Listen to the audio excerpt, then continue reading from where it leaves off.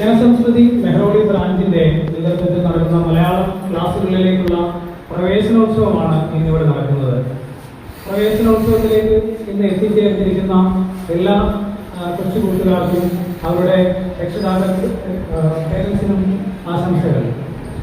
ഭാഷ പലപ്പോഴും ആശയവിനിമയം എന്നതിനപ്പുറം ഒരു ജനതയെ സാംസ്കാരികമായി മുന്നോട്ട് നയിക്കുന്നതിൽ വഹിക്കുന്ന പങ്ക് വളരെ വലുതാണ്. ഇന്ത്യ പോലുള്ള രാജ്യം തന്നെ ഭാഷാടിസ്ഥാനത്തിൽ രൂപപ്പെട്ട സംസ്ഥാനങ്ങളുടെ യൂണിയനാണ്. പ്രത്യേകിച്ച് നമ്മൾ മലയാളികൾ നമ്മൾ കേരളത്തിന് പുറത്ത് പല കാരണങ്ങളാൽ ജോലിപരമായ കാരണങ്ങളാൽ നിരവധി കാരണങ്ങളാൽ ഡൽഹി പോലെ ഒരു സ്ഥലത്ത് ഇന്ത്യയുടെ തലസ്ഥാന നഗരിയിൽ പല കാരണങ്ങളാൽ താമസിക്കാൻ വിധിക്കപ്പെട്ടവരാണ്. അല്ലെങ്കിൽ സാഹചര്യങ്ങളോ സമ്മർദ്ദങ്ങളോ തൊഴിൽപരമായ കാരണങ്ങളാലോ കേരളത്തിൽ നിന്ന് ഇവിടേക്ക് പഠിച്ചു നഷ്ടപ്പെട്ടവരാണ്. അപ്പൊ നമ്മളുടെ സത്വത്തെ അടയാളപ്പെടുത്തുന്നതിൽ ജാതിയും മതം അങ്ങനെ പല ഘടകങ്ങളുണ്ടെങ്കിലും അതിനെല്ലാം ഉപരി മലയാളം അല്ലെങ്കിൽ മാതൃഭാഷ വഹിക്കുന്ന പങ്ക് വളരെ വലുതാണ്. അപ്പോൾ ഭാഷാ പഠനം നമ്മുടെ സാംസ്കാരികമായ നമ്മളുടെ സവിശേഷതകളെയും മറ്റ് പലതിനെയും അടയാളപ്പെടുത്തുന്ന ഒന്നാണ്. ഞാൻ കൂടുതൽ ദീർഘിപ്പിക്കുന്നില്ല. നമ്മുടെ 4 മണിക്ക് നിശ്ചയിച്ച പ്രോഗ്രാം 4 കഴിഞ്ഞിരിക്കുന്നു. നമ്മുടെ ക്ഷണം സ്വീകരിച്ച് ഉദ്ഘാടകനായി ഇവിടെ എത്തിയിരിക്കുന്ന അംബേദ്കർ യൂണിവേഴ്സിറ്റിയിലെ ഡീൻ കൂടിയായിട്ടുള്ള പ്രൊഫസർ ബാബു പി രമേശ് അദ്ദേഹത്തെ രീതിയിലേക്ക് സ്വാഗതം ചെയ്തുകൊള്ളുന്നു. നമ്മുടെ ക്ഷണം സ്വീകരിച്ച് ഇവിടെ എത്തിയിരിക്കുന്ന മലയാള ഭാഷാ പ്രവർത്തകയും മലയാള മിഷന്റെ സജീവ പ്രവർത്തകയും ഒക്കെയായിട്ടുള്ള ശ്രീമതി സുജാ രാജേന്ദ്രൻ അവരെ ഈ രീതിയിലേക്ക് സ്വാഗതം ചെയ്തുകൊള്ളുന്നു. പിന്നീട് നമ്മുടെ ജനസംസ്കൃതിയുടെ പ്രസിഡന്റ് ശങ്കരനാരായണൻ അദ്ദേഹത്തെ ഈ രീതിയിലേക്ക് സ്വാഗതം ചെയ്തുകൊള്ളുന്നു. ജനസംസ്കൃതി കേന്ദ്ര കമ്മിറ്റി അംഗം ശ്രീ വിനോദ് കുമാർ അദ്ദേഹത്തെയും ഈ രീതിയിലേക്ക് സ്വാഗതം ചെയ്തുകൊള്ളുന്നു. നമ്മുടെ ബ്രാഞ്ചിന്റെ ചെയർമാൻ ശ്രീ അനിൽകുമാർ അദ്ദേഹത്തെയും സ്വാഗതം ചെയ്തുകൊള്ളുന്നു. ഇനി ഇന്ന് ഈ പ്രവേശനോത്സവത്തിന്റെ ഭാഗമായി ഇവിടെ എത്തിയിരിക്കുന്ന എല്ലാ കൂട്ടുകാരെയും അവരുടെ രക്ഷകർത്താക്കളെയും നമ്മുടെ ജനസംസ്കൃതി മെഹ്റോളി ബ്രാഞ്ചിന്റെ പ്രവർത്തകരെയും സ്വാഗതം ചെയ്തുകൊള്ളുന്നു. ഈ കാര്യത്തിന്റെ അധ്യക്ഷനായിട്ട് ബ്രാഞ്ച് ചെയർമാൻ കൂടിയായിട്ടുള്ള ശ്രീ അനിൽകുമാറിനെ ക്ഷണിക്കുന്നു. എല്ലാവർക്കും നമസ്കാരം. നമ്മുടെ മലയാളം പഠനോത്സവം അതിൻ്റെ തുടക്കം കുറിക്കാനാണ് നമ്മളിന്ന് ഇവിടെ കൂടിയിരിക്കുന്നത്. നമുക്കറിയാം, നമ്മുടെ മലയാളം മിഷൻ പ്രവർത്തനം ഡൽഹിയിൽ ആരംഭിക്കുന്ന കാലം മുതൽ ജനസംസ്കൃതി മെഹ്റോളി ബ്രാഞ്ച് മലയാള പഠന ക്ലാസുമായി മുന്നോട്ട് പോവുകയാണ്. ഒട്ടനവധി വ്യക്തികൾ നമ്മുടെ മലയാളം ക്ലാസുമായി ബന്ധപ്പെട്ട് നമ്മുടെ മലയാള പഠനവുമായി ബന്ധപ്പെട്ട് മെഹ്റോളിയിൽ വളർന്നു വന്നിട്ടുണ്ട്. അതായത് എനിക്ക് തോന്നുന്നത് വളരെ അടുത്ത സമയത്ത് ഡൽഹിയിൽ ജനിച്ചു വന്ന മെഹ്റോളിന്റെ മലയാള പഠന ക്ലാസ്സിൽ പഠിച്ച കുട്ടി നമ്മുടെ മലയാള ചാനലിൽ ഡൽഹിയിൽ പഠിച്ചു പറയുമ്പോൾ സ്വാഭാവികമായിട്ടും മലയാളത്തിന് അത്ര വലിയ പ്രതിബദ്ധതയോ അല്ലെങ്കിൽ അത്തരത്തിലുള്ള ഫ്ലുവൻസിയും ഉണ്ടാകാൻ സാധ്യതയില്ല. പക്ഷെ നമ്മുടെ 24 ന്യൂസിലെ ആ ഒരു കുട്ടി പത്രപ്രവർത്തകരെ വളരെ അടുത്ത സമയത്ത് കണ്ടപ്പോൾ അവർ പറഞ്ഞത് എൻ്റെ പഠനം വൃത്തിയാക്കിയത്, അതായത് ഞാൻ മലയാളം കൃത്യമായി പഠിച്ചെടുക്കുന്നത് ഈ മെഹ്റോളി എന്ന് പറയുന്ന മലയാള പഠന കേന്ദ്രത്തിൽ നിന്നാണ്. അങ്ങനെ ബഹുമാനിക്കാൻ കഴിയാവുന്ന ഒട്ടനവധി കുട്ടികളെ നമുക്ക് നമ്മുടെ മലയാള പഠന കേന്ദ്രത്തിൽ എത്തിച്ചെടുക്കാൻ സാധിച്ചിട്ടുള്ള ഒരു ചാരിതാർത്ഥ്യം സംഘടനയെ സംബന്ധിച്ചിടത്തോളം നമുക്ക് എല്ലാവർക്കും അറിയാവുന്നതുപോലെ മലയാളം മിഷൻ എന്ന പ്രവർത്തനം ആരംഭിക്കുന്നത് കഴിഞ്ഞ മാസം നമ്മളെ വിട്ടുപോയ VS അച്യുതാനന്ദൻ സർക്കാരാണ് ഈ മലയാളം മിഷൻ പ്രവർത്തനം പ്രവാസി മലയാളികളായി ഇത്തരത്തിലുള്ള ആശയങ്ങൾ കൊടുക്കുകയും അതിന്റെ പ്രവർത്തനം ആരംഭിക്കുകയും ചെയ്തു. ഒരുപക്ഷെ പ്രവാസി പരിപാടികൾക്ക് തുടക്കം കുറിച്ച, അതായത് മൊത്തത്തിൽ കേരളത്തിന് പുറത്ത് താമസിക്കുന്ന എല്ലാ പ്രവാസികളെയും ഒരുമിപ്പിക്കാവുന്ന ഒരു സംഘടനാ ചട്ടക്കൂടിലേക്ക് മലയാള ഭാഷയെ കൊണ്ടുവരുന്നത് ആദ്യമായി ഈ സർക്കാരാണ്. അങ്ങനെയാണ് യഥാർത്ഥത്തിൽ ഈ ഗൾഫ് രാജ്യങ്ങളായാലും കേരളത്തിൽ പുറത്തുള്ള മറ്റ് സ്റ്റേറ്റുകളായാലും മറ്റ് യൂറോപ്യൻ കൺട്രീസിലൊക്കെ ആയാലും എല്ലാ സംഘടനകളെയും കേരളവുമായി ബന്ധിപ്പിക്കുവാൻ ആദ്യമായി പുറത്തുവരുന്നത് മലയാള ഭാഷയിലാണ്. പിന്നീട് മലയാള ഭാഷയുടെ അതേ പ്രവർത്തനത്തിന്റെ ശൈലി തന്നെ പിന്നീട് പ്രവാസികൾക്കായിട്ടുള്ള നാടകോത്സവം അത്തരത്തിലൊരു പരിപാടിയെ രൂപം കൊടുത്തു. അതിനുശേഷം ലോക കേരള സഭ എന്നൊരു പുതിയ ആശയം കഴിഞ്ഞ സർക്കാർ ഈ സർക്കാരിന്റെ സർക്കാർ കൊണ്ടുവന്നു. അതും ഈ പറഞ്ഞതുപോലെ തന്നെ കേരളവുമായി മറ്റുള്ള പ്രവാസി സംഘടനകളെ അല്ലെങ്കിൽ മറ്റുള്ള പ്രവാസികൾ ജീവിക്കുന്ന മലയാള സമൂഹത്തെ എത്രമാത്രം ബന്ധപ്പെടുത്തിക്കൊണ്ട് കേരളത്തെ ഘടിപ്പിക്കാൻ കഴിയും, അവരുടെ പ്രശ്നങ്ങൾ ചർച്ച ചെയ്യാൻ കഴിയും, അവരുടെ സംഘപ്രവാസികളെ എങ്ങനെ സന്തോഷിക്കാൻ കഴിയും. അത്തരത്തിൽ കേരള ഗവൺമെന്റ് വളരെ ഗൗരവപൂർവ്വമെടുത്ത തീരുമാനങ്ങളാണ് ഇത്തരം തീരുമാനങ്ങൾ. മലയാള മിഷനായാലും ഈ പ്രവാസി മലയാള നാടകോത്സവമായാലും ഈ പറഞ്ഞ ലോക കേരള സഭ ഒക്കെ ഞാൻ അറിയിക്കുന്നില്ല. നമുക്കിന്ന് ഇവിടെ നമ്മുടെ പരിപാടി ഉദ്ഘാടനം ചെയ്യാൻ ലഭിക്കുന്നത് ഇവരെല്ലാം അറിയാവുന്നതുപോലെ തന്നെ മെയിനും ശ്വാസം ഭാരതീയ രമേശാണ്. അദ്ദേഹം യൂണിവേഴ്സിറ്റിയിലാണ് ഡൽഹിയിലുള്ള ആളുകളായി താമസിക്കുന്നു. അതേപോലെ തന്നെ ഡൽഹിയിലെ സാമൂഹിക സാംസ്കാരിക ഇത്തരത്തിലുള്ള എല്ലാ പരിപാടികളും സജീവമായി പങ്കെടുക്കുന്ന ഒരു വ്യക്തിയാണ്. ഇത്തരത്തിലുള്ള നമുക്ക് ഇന്നത്തെ മലയാളം പ്രവേശനോത്സവത്തിൽ ഉദ്ഘാടനം ചെയ്യുന്നത് നമ്മുടെ ഒരു ഭാഗ്യമായി കരുതാം. അദ്ദേഹത്തെ ഈ പരിപാടിയുടെ ഉദ്ഘാടനത്തിന് ഞാൻ ക്ഷണിക്കാം.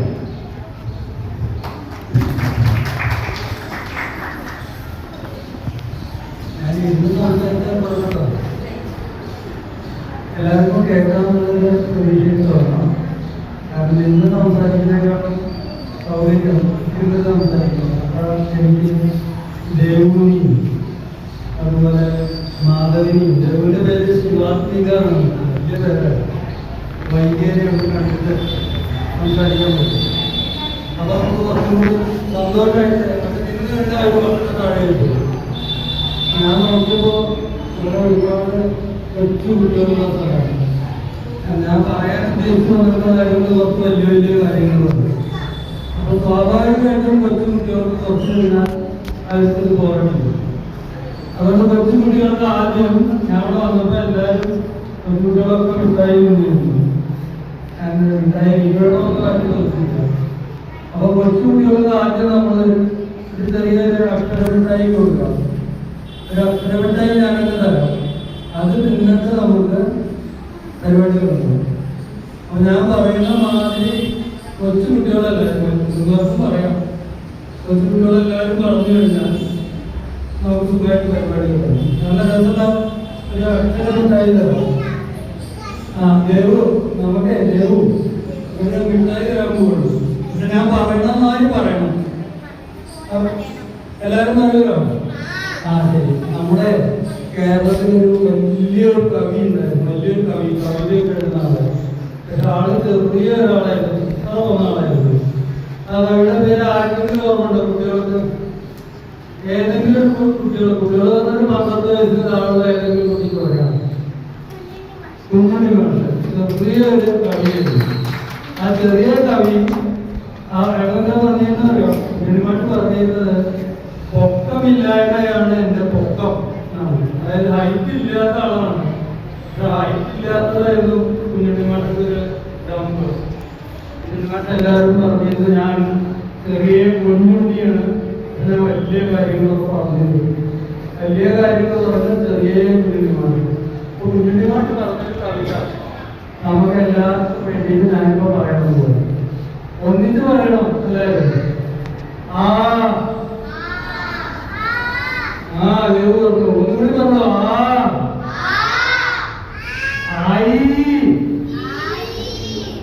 ഒന്നുകൂടി പറഞ്ഞോ. ഒന്നുകൂടി പറയാം.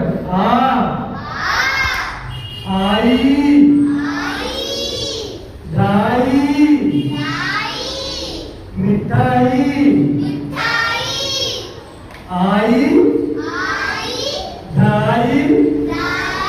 മിഠായി തിന്നുമ്പോൾ എന്തിഷ്ടായി തിന്നു കഴിഞ്ഞു കഷ്ടായി. അപ്പൊ മിഠായി തിന്നു കഷ്ടായി. ഇനിയിപ്പോ മിഠായി കഴിഞ്ഞു. ഇനിയിപ്പോ എന്താണെന്ന് വെച്ചാൽ ഞാൻ കുറച്ച് കാര്യങ്ങളൊക്കെ പറയുമ്പോ ചെറിയ കുട്ടികൾക്ക് കുറച്ച് മനസ്സിലാവാത്ത കാര്യങ്ങളുണ്ടാവും. വലിയ കുട്ടികൾക്ക് ചിലപ്പോൾ വളരെ ചെറുതായിട്ട് തോന്നുന്ന കാര്യങ്ങളുണ്ടാവും.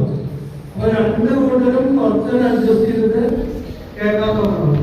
നമുക്ക് കേരളത്തില് വളരെ പ്രശസ്തനായിട്ടുള്ള വളരെയധികം സംസാരിക്കുന്ന വളരെ ഭംഗിയായി സംസാരിക്കുന്ന ഒരു പ്രസംഗകനുണ്ട്. പേര് സുനിൽ പി വിളയിടം എന്നാണ്. സുനിൽ പി വിളയിടം പറഞ്ഞിട്ടുണ്ടെന്ന് വെച്ചാൽ ഒരു സുനിൽ പി വിളയിടം എന്നെ പോലെ ഒരു യൂണിവേഴ്സിറ്റിയിലെ അധ്യാപകനാണ്. അപ്പോൾ സുനിൽ പി വിളയിടം പറയുന്നത് നമുക്കൊരു ലേഖനം എഴുതാൻ പറഞ്ഞാൽ എളുപ്പമാണ്, അല്ലെങ്കിൽ ഒരു അധ്യാപകന്റെ അല്ലെങ്കിൽ വലിയൊരു സദസ്സിൽ സംസാരിക്കാനും എളുപ്പമാണ്. പക്ഷെ പല പ്രായത്തിലുള്ള ആൾക്കാരുള്ള പലതരം ആൾക്കാരോടൊത്ത് സംസാരിച്ചെടുക്കാൻ കുറച്ച് ബുദ്ധിമുട്ടാണ്. ഞാനൊരു ശ്രമം നടത്തി വെക്കാം. അതിൽ ഏറ്റവും പ്രധാന ചാലഞ്ച് കുട്ടികളാണ്. കുട്ടികളോട് സംസാരിക്കാൻ ഭയങ്കരമായിട്ട് കഴിവ് വേണം. ഞാൻ 1ാം ക്ലാസ് മുതൽ PhD വരെ പഠിപ്പിച്ചിട്ടുണ്ട്. ഞാൻ ആദ്യം ജോലി തുടങ്ങിയത് സ്കൂളിന്റെ അധ്യാപകനായിട്ടാണ്. അതിൽ ഏറ്റവും പഠിപ്പിക്കാൻ ബുദ്ധിമുട്ട് 1ാം ക്ലാസ്സിലെ കുട്ടികളാണ്. 1ാം ക്ലാസ്സിൽ ഞാൻ ഒരു ദിവസം പഠിപ്പിച്ചിട്ടുണ്ട്.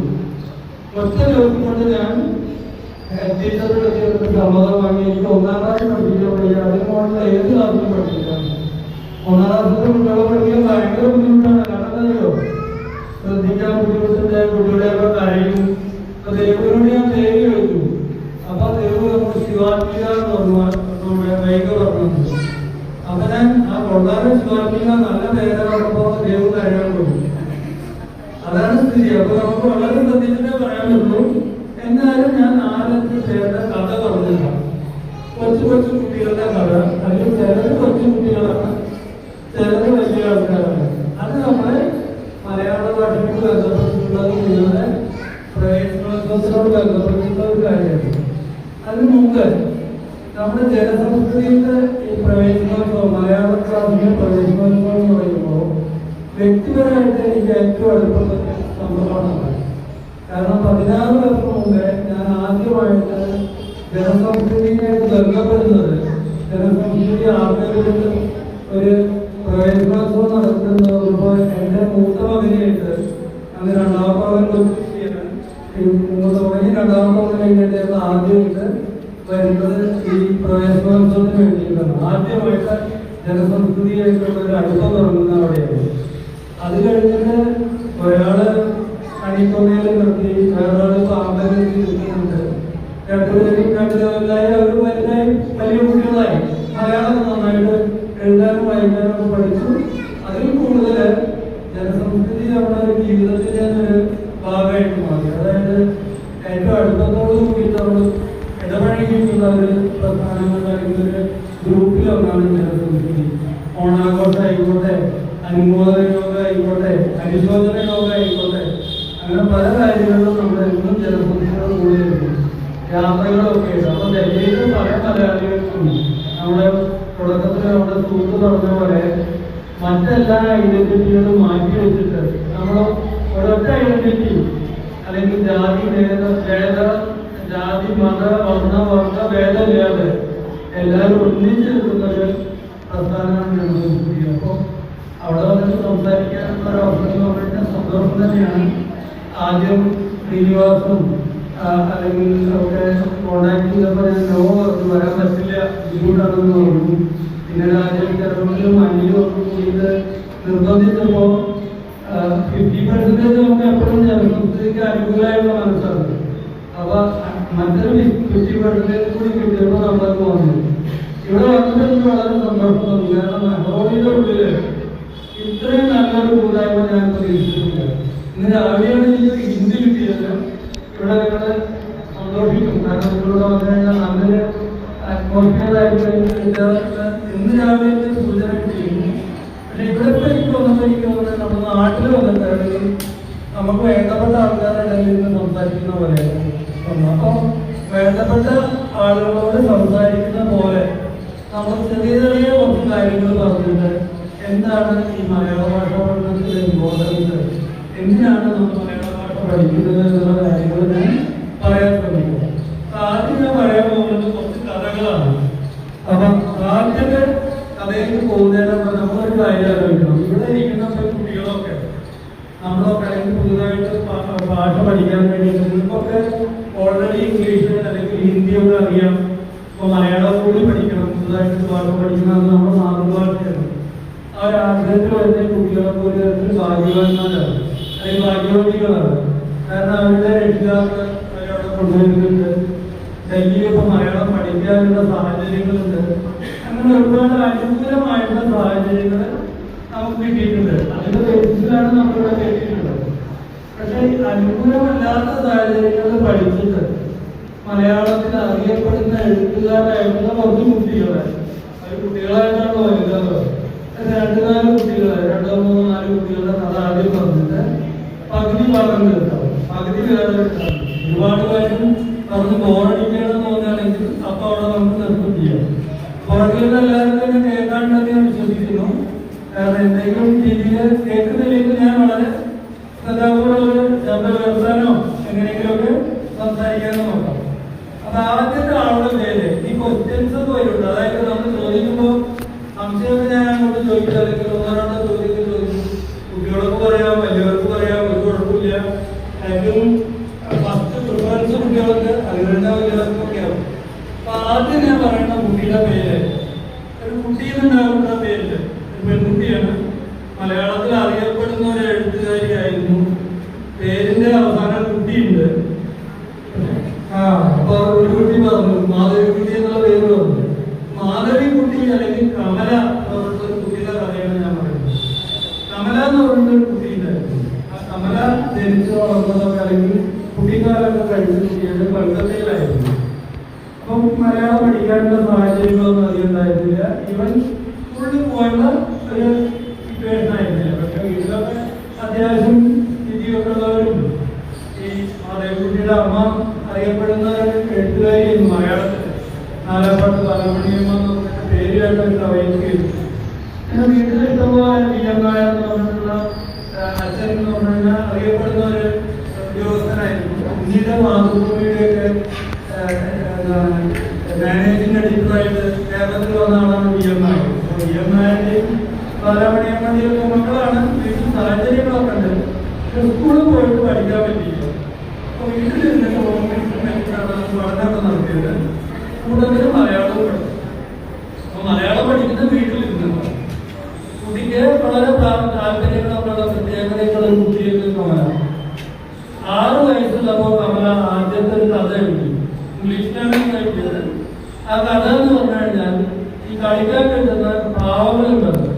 പല പാവകളുടെയും കുറച്ച് കളിച്ചു കഴിഞ്ഞാൽ തല പൊട്ടിപ്പോകും. അപ്പൊ ഈ കുട്ടി ആലോചിക്കുന്ന ഈ തലയില്ലാത്ത പാവകൾ ഇനി ജീവിതകാലം മുഴുവൻ ജീവിക്കണം.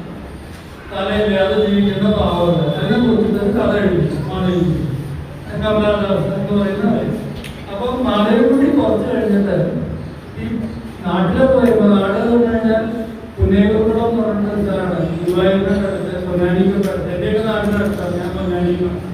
പൊന്നാനിക്കൊക്കെ അടുത്തുള്ള പുന്നേകുളം എന്ന് പറഞ്ഞ സ്ഥലത്താണ് മാധവിക്കുട്ടി വരുന്നത്. നമ്മുടെ MT വാസുദേവൻ നായരുടെ അച്ഛന്റെ വീട് അവിടെയാണ് പുന്നേകുളത്താണ്. മാധവിക്കുട്ടിയുടെ അടുത്ത വീട്. അപ്പോൾ ഈ പുന്നേകുളത്ത് ഉള്ള മാധവിക്കുട്ടി വെക്കേഷനൊക്കെ വരുമ്പോൾ മലയാളം കേൾക്കുന്നത്. ആ മലയാളം കേൾക്കുന്നത് വീട്ടില് സംസാരിക്കുന്ന മലയാളം. മാധവിക്കുട്ടി അസ്ഥിരായിട്ട് മലയാളം പറയാൻ പഠിച്ചു. എഴുതാൻ പഠിക്കുന്നതിന് ഏറ്റവും വേണ്ടത് എന്താണ്? പറയാൻ പഠിക്കുന്നത്. പറയാൻ പഠിച്ചു കഴിഞ്ഞാൽ പിന്നെ അവർക്ക് എന്തും ചെയ്യാൻ പറ്റും. അപ്പൊ നിങ്ങളുടെയൊക്കെ ഭാഗ്യം എന്ന് പറഞ്ഞാൽ ഞങ്ങൾക്ക് പറയണമെന്ന് മനസ്സിലാവുന്നുണ്ട്. മലയാളം അസ്ഥിരായിട്ട് കേട്ടാൽ ഞങ്ങൾക്ക് അറിയാം, പറയാനും അറിയാം. ഞാൻ എഴുതാൻ മാത്രമേ ഉള്ളൂ. അപ്പൊ എഴുതാൻ വേണ്ടി റെഡിയായി. വൈകി ഉടനെ റെഡിയായിട്ട് എഴുതുന്നതിന് തോന്നുന്നു. വൈകി വളരെ റെഡിയായിട്ട് എഴുതാൻ നിൽക്കും. മാധവിക്കുട്ടിക്ക് ഇതൊക്കെ അറിയാമായിരുന്നു.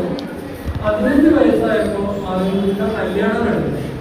18 വയസ്സായപ്പോഴേക്ക് 2-3 കുട്ടികൾ വരും.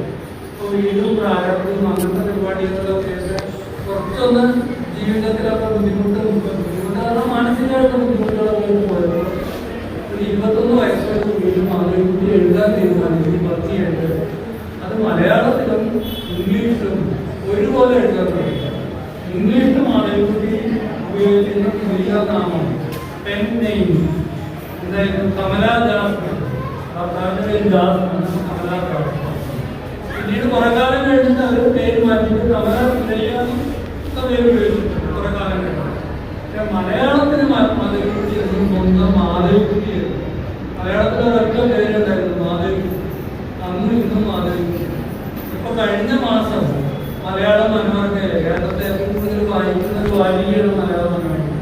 പലപ്പോഴും ഞങ്ങളെ കോളേജിലൊക്കെ പഠിക്കുന്ന കാലത്ത് മൊത്തത്തെ താങ്ങം കാണുന്നൊരു വാരികയാണ്. അതായത് മഹാപ്രസിദ്ധീകരണം വായിക്കുന്നത് ഒരു മഹാഭാവമാണെന്ന് പറയുന്ന കാലത്ത് ഞങ്ങളുടെ മാതൃഭൂമിയായിട്ട് വായിക്കും ഹാപ്പിയായിട്ട് പക്ഷെ മുഴുവൻ മനസ്സിലാവില്ല. പിന്നെ മനോരമ എവിടെയെങ്കിലും സംഘടിപ്പിച്ച് മാതൃഭൂമിയായിട്ട് ഉള്ളിൽ വെച്ചിട്ട് വായിക്കും. കാരണം മഹാപ്രസിദ്ധീകരണം വായിക്കുന്നത് നാട്ടുകാരെ വേണ്ടത്. ഇപ്പോൾ നമുക്കറിയാം കേരളത്തിൽ ഒരുപാട് എഴുത്തുകാര്, പ്രമുഖരായിട്ടുള്ള എഴുത്തുകാർ പലരും മനോരമയെ എഴുതുന്നുണ്ട്. അതുപോലെ തന്നെ ഒരുപാട് എഴുത്തുകാരെ സൃഷ്ടിച്ചതിലും മനോരമയ്ക്ക് വലിയ സ്വാധീനമുണ്ട്. ആ മനോരമ എഴുതുന്നതിന്റെ ഇപ്പൊ കഴിഞ്ഞ മാസം മാധവിക്കുട്ടിയുടെ നഷ്ടപ്പെട്ട നീലാവലിയിലുള്ള നോവൽ തുടങ്ങി. മാധവിക്കുട്ടി മരിച്ചുപോയിട്ട് എത്രയോ വർഷങ്ങളായി. ഇപ്പോഴും മാധവിക്കുട്ടിയുടെ നോവൽ വീണ്ടും പുനഃപ്രസിദ്ധീകരിക്കുകയാണ്. മലയാളത്തിലെ ഏറ്റവും കൂടുതൽ പോപ്പുലറായിട്ട് വായിക്കുന്ന ഒരു വാരികയാണ്. അപ്പൊ നമുക്കറിയാം മാധവിക്കുട്ടിക്ക് ഒരുപാട് പ്രത്യേകതകളുണ്ട്. 1984 മാധവിക്കുട്ടി നോബൽ പ്രൈസിന് നോമിനേറ്റ് ചെയ്യപ്പെട്ടു. അപ്പൊ ഇത്രയും അറിയപ്പെടുന്ന ഈ കുട്ടി മലയാളം പഠിച്ചത് ഒരുപാട് ബുദ്ധിമുട്ടിയിട്ട് അല്ലെങ്കിൽ സ്വന്തം വിഭവങ്ങൾ കാരണം മലയാളം പഠിക്കുകയും മാധവിക്കുട്ടി ഉപയോഗിച്ച ഒരു ഫോർമുല എന്ന് പറഞ്ഞു കഴിഞ്ഞാൽ സംസാരിക്കുന്ന മലയാളം എഴുതിയതാണ്. വൈക്കം മുഹമ്മദ് ബഷീറിന്റെ പ്രത്യേകത എന്താണ്? മാധവിക്കുട്ടിയുടെ പ്രത്യേകത എന്താണ്? അത് എങ്ങനെയാണ് സംസാരിക്കുന്നത് അതുപോലെ മലയാളം എഴുതും. അപ്പൊ ഞാൻ സംസാരിക്കുന്ന മാതിരിയല്ല ശങ്കരനാരായണൻ സംസാരിക്കുന്നത്, അതുപോലെയല്ല അനിൽ സംസാരിക്കുന്നത്. നമ്മൾ സംസാരിക്കുന്ന അതുപോലെ തന്നെ എഴുതാൻ മലയാളത്തിനെ പറ്റും. മലയാള ഭാഷയുടെ ഒരു പ്രത്യേകതയാണ്. അതുപോലെ നമുക്ക് എഴുതാൻ പറ്റുകയാണെങ്കിൽ തന്നെ നമ്മൾ പകുതി രക്ഷപ്പെടും. അപ്പോൾ ലേഖ എഴുതിയതാണ് വായിച്ചു കഴിഞ്ഞ ആൾക്കാർ മനസ്സിലാവും ഇത് ഓങ്ങല്ലൂരിൽ എഴുതിയതാണ്. കാരണം ആ ഒരു പ്രത്യേകത വരും. ആ ഓങ്ങല്ലൂരിന്റെ മണവും രുചിയൊക്കെ ലേഖയുടെ എഴുത്തിൽ വരും. പറയുന്ന മാതിരിയൊക്കെ എഴുതിയിട്ടുണ്ട്. മാധവിക്കുട്ടി അങ്ങനെ എഴുതി, വൈക്കമൊക്കെ അങ്ങനെയാണ് എഴുതിയത്. അങ്ങനെ മാധവിക്കുട്ടി ഒരുപാട് പ്രത്യേകതകൾ നമ്മൾ ആലോചിക്കുന്ന ഒരാളാണ്. ഇനി നമുക്ക് അടുത്തൊരു കുട്ടിയുടെ അടുത്തേക്ക് പോകാം. വേറൊരു കുട്ടിയുടെ കഥ, ഒരു കുട്ടിയുടെ കഥ പറഞ്ഞു. ആ കുട്ടിയുടെ പേരെന്തായിരുന്നു? മാധവിക്കുട്ടി. രണ്ടാമത്തെ കുട്ടിയുടെ കഥ, രണ്ടാമത്തെ കുട്ടിയുടെ പേര് നമ്മൾ ആ കുട്ടീനെ കാണാൻ വേണ്ടി പോട്ടത് കൊയിലാണ്ടിക്കാണ്. കൊയിലാണ്ടി. അപ്പൊ അതിനെ കുറിച്ച് പറയാൻ പറ്റുന്നവർക്കൊക്കെ പെട്ടെന്ന് തന്നെ പറയാൻ പറ്റും ആരെ കുറിച്ചാണ് പറയുന്നത്. ആ കൊയിലാണ്ടിയിൽ തന്നെ തൃക്കോട്ടൂർ എന്ന് പറഞ്ഞൊരു സ്ഥലത്തേക്കാണ് പോകുന്നത്. ആരാണത്? തൃക്കോട്ടൂര് നമ്മുടെ മൈകളുടെ അടുത്തുള്ള ആൾ കൈ കൊണ്ടിട്ടുണ്ട്. എനിക്ക് അത് കുഴപ്പമില്ല, നമ്മളൊക്കെ അറിയുന്നുണ്ടാവില്ല. ചിലപ്പോൾ ഒരു ഗാദർ എന്ന് പറഞ്ഞിട്ട് കുട്ടിയിലായിരുന്നു. മലയാളത്തിലെ എഴുത്തുകാരനായിരുന്നു അറിയപ്പെടുന്നത് യു.എ. ഗാദർ. യു.എ. ഗാദർ എന്ന് പറഞ്ഞാണ് കൊയിലാണ്ടിക്കാരനായിരുന്നു. 8 വയസ്സിലാണ് ഗാദർ കൊയിലാണ്ടിയിൽ വരുന്നത്. വരുന്ന സമയത്ത് ഇദ്ദേഹം വന്നത് എവിടുന്നാണ് വെച്ചാൽ ബർമേന്നാണ് വന്നത്. ഇന്നത്തെ മയാൻമർ എന്നാണ് വന്നത്. അമ്മ ബർമക്കാരിയാണ്. അമ്മ മരിച്ചുപോയി. അച്ഛൻ കൊയിലാണ്ടിക്കാരനാണ്. അച്ഛൻ്റെ കൂടെ നാട്ടിലേക്ക് ഒരു കുട്ടി വരികയാണ്. അപ്പൊ ഒരു ബർമീസ് കുട്ടിയാണ്. കണ്ണൊക്കെ ചേർത്ത് മൂക്കൊക്കെ ചപ്പിയത്, കണ്ടിലെടുക്കാൻ തന്നെ കുറച്ച് ഡിഫറൻ്റ് ആയിട്ടുള്ള കുട്ടിയാണ്. നമുക്ക് കണ്ട് ഊഹിച്ചാൽ തന്നെ മനസ്സിലാവും കൊയിലാണ്ടിയിലെ കുട്ടികളെ മരുന്നല്ല കണ്ടുകൾ. മാതൃഭാഷ എന്ന് പറയുന്നത് ബർമീസാണ്. പിതൃഭാഷയാണ്, അച്ഛൻ്റെ ഭാഷയാണ് എന്ത്? മലയാളം. ആ കുട്ടി സ്കൂളിൽ വരുന്നു. സ്കൂളിൽ വന്നപ്പോൾ ഒരുപാട് പേർക്ക് ഈ കുട്ടി ഒരു കൗതുകമാണ്. കണ്ടു കഴിഞ്ഞാൽ ഡിഫറൻറ്റ്. അപ്പോൾ കണ്ടു കഴിഞ്ഞാൽ ഡിഫറൻറ്റും ഒക്കെ ആണെങ്കിൽ തന്നെ കുട്ടികളെ ആ കുട്ടീനെ പ്രത്യേകം ഒന്ന് ഉപദ്രവിക്കുക അല്ലെങ്കിൽ കളിയൊക്കെ ഒക്കെ ചെയ്യും. ഇങ്ങനത്തെ പ്രശ്നങ്ങളൊക്കെ ഉണ്ടായിരുന്നെങ്കിലും ഈ കുട്ടി 10 വർഷത്തിനുള്ളിൽ 2 കാര്യങ്ങൾ അടിപൊളിയായിട്ട് പഠിച്ചു. 2 കാര്യങ്ങൾ ഒന്ന് നോക്കണ്ടേ, നന്നായിട്ട് ചിത്രം വരയ്ക്കാൻ പഠിച്ചു. യു.എ. ഗാദർ നല്ല അറിയപ്പെടുന്ന ചിത്രകാരനായിരുന്നു. അദ്ദേഹം മദ്രാസ് സ്കൂൾ ഓഫ് ആർട്സില് ചിത്രരചന പഠിക്കാൻ പോയി മുഴുമിക്കാതെ തിരിച്ചു പോകുന്ന ഒരാളാണ്. കുറച്ച് കഴിഞ്ഞപ്പോൾ അദ്ദേഹത്തിന് മനസ്സിലായി അദ്ദേഹത്തിന് നല്ല ഫീൽഡ് എന്ന് പറഞ്ഞാൽ എഴുത്ത് കളന്ന് മനസ്സിലായി. അതുപോലെ തന്നെ മലയാളം അടിപൊളിയായിട്ട് എഴുതുകാരനായ വിവേകാനന്ദൻ. വിവേകാനന്ദൻ തിരിച്ച് ഇവിടെ വന്ന് മദ്രാസിന്റെ പഠനം വേണ്ടാന്ന് ഇവിടെ വന്നിട്ട് എഴുതാൻ തുടങ്ങിയപ്പോൾ മലയാളത്തിലുള്ള ആളുകൾ അന്തം വിട്ടുപോയി. കാരണം ഇത്രയും നല്ല പച്ച മലയാളം പച്ചവെള്ളമായി എഴുതുന്ന ആള് വളരെ അപൂർവമാണ്. വിവേകാനന്ദ മലയാളം റിപ്പോർട്ടും സിനിമ അല്ലെങ്കിൽ ശുഭം പാതാളം എന്നൊക്കെ പറഞ്ഞ ഒരുപാട് റിപ്പോർട്ടുകളെ കുറിച്ച് എഴുതിയിട്ടുണ്ട്. ചന്തയിൽ കൂടി എന്ന് പറഞ്ഞാൽ റിപ്പോർട്ടുകളുടെ കഥകളൊക്കെ എഴുതിയപ്പോൾ കൊയിലാണ്ടി, പന്തലായി, കൊല്ലം, മലബാറിൽ കൊല്ലം സ്ഥലങ്ങളൊക്കെ ആളുകൾക്ക് മനസ്സിലായി. അവിടുത്തെ കുഞ്ഞിക്കേളവർക്കും മണികൾക്കായാലും ഒക്കെ നാട്ടുകാർക്കൊക്കെ മനസ്സിലായി. ഇപ്പോഴും റിപ്പോർട്ടുകളുടെ കഥാകാരൻ എന്ന് പറഞ്ഞാൽ വിവേകാനന്ദൻ ഏറ്റവും അറിയപ്പെടുന്ന ആളാണ്. 8 വയസ്സിൽ വന്നിട്ട് മലയാളം ആദ്യമായിട്ട് ചേർന്ന കുട്ടി 18-ാം വയസ്സിൽ ചന്ദ്രിക എഴുതുന്നത് ആദ്യമായിട്ട്. ചന്ദ്രിക എന്ന കേരളത്തിൽ അറിയപ്പെടുന്ന ഒരു പ്രസിദ്ധീകരണമാണ്. ഇന്നും കേരളത്തിൽ വളരെ സാഹിത്യപരമായുള്ള പ്രസിദ്ധീകരിക്കുന്ന ഒന്നാമത്തെ മാഗസിൻസാണ് അല്ലെങ്കിൽ വീക്കിലികളാണ് ചന്ദ്രിക. ചന്ദ്രികയിൽ 1953 8-ാം വയസ്സിൽ 18-ാം വയസ്സിൽ ആദ്യമായിട്ട് ഒരു കഥ എഴുതിയിട്ടാണ് വിവേകാനന്ദൻ തുടങ്ങുന്നത്. ഏത് വിവേകാനന്ദൻ മരണം വരെ വന്ന മലയാളത്തിൽ അറിയപ്പെടുന്ന മലയാളികളുള്ള കടന്നുകളെല്ലാം അറിയും. അപ്പൊ നമ്മൾ 2 കുട്ടികളുടെ പേര് പഠിച്ചു. ഒന്ന് നാരായണകുട്ടി, വേറൊന്ന് വിവേകാനന്ദൻ. മൂന്നാമത്തെ കുട്ടി കുറച്ച് വലിയ കുട്ടിയാണ്, 10-17-18 വയസ്സുള്ള കുട്ടിയാണ്. കുട്ടിയുടെ പേര് VT ഭട്ടതിരിപ്പാട് എന്നാണ്. VT ഭട്ടതിരിപ്പാട് എന്ന് പറഞ്ഞിട്ടുള്ള കുട്ടിയാണ്. വയസ്സ് 10-17-18ആയി. ചെറുപ്പത്തില് സ്കൂളൊന്നും പോയില്ല, പഠിച്ചില്ല. സ്കൂളൊന്നും പോവാതെ പഠിക്കാതെ വന്ന VT ഭട്ടതിരിപ്പാട് ഒരു അമ്പലത്തില് ശാന്തിക്കാരനായിട്ട് അമ്പലത്തിൽ പൂജാരിയായിട്ട് ജോലി കിട്ടി. അങ്ങനെ അമ്പലത്തിൽ പൂജാരിയായിട്ട് ജോലി കിട്ടിയിട്ട് അത് മുണ്ടമുക എന്ന് പറഞ്ഞിട്ട് പാലക്കാട് തൃശ്ശൂരിന്റെ പ്രദേശത്തുണ്ട് അവിടെ മുണ്ടമുക മുണ്ടായ പറഞ്ഞ അയ്യപ്പൻകാവില് ഇദ്ദേഹം ശാന്തിക്കാരനായിട്ട് വർക്ക് ചെയ്തത്. അങ്ങനെ ഒരു ദിവസം ശാന്തിപ്പണിയൊക്കെ കഴിഞ്ഞ് പൂജാരിപ്പണിയൊക്കെ കഴിഞ്ഞ് പുറത്തിരിക്കുമ്പോൾ ഒരു ചെറിയ കുട്ടി വന്നു. നമ്മുടെ വൈകലൊക്കെ മരത്തിൽ കൊച്ചു കുട്ടി വന്നു. സ്കൂളിൽ വരികയാണ്. എന്നിട്ട് ഈ വീട്ടിൽ പറഞ്ഞ ഡിപ്പാർട്ട്മെന്റ് ചോദിച്ചു, ഈ കണക്കൊക്കെ എനിക്ക് പറഞ്ഞു തരുന്നുണ്ട്, ഈ കണക്ക് എനിക്കൊന്ന് പറഞ്ഞു തരുമെന്ന് ചോദിക്കുമ്പോഴാണ് വീട്ടിൽ പറഞ്ഞ മനസ്സിലായത്.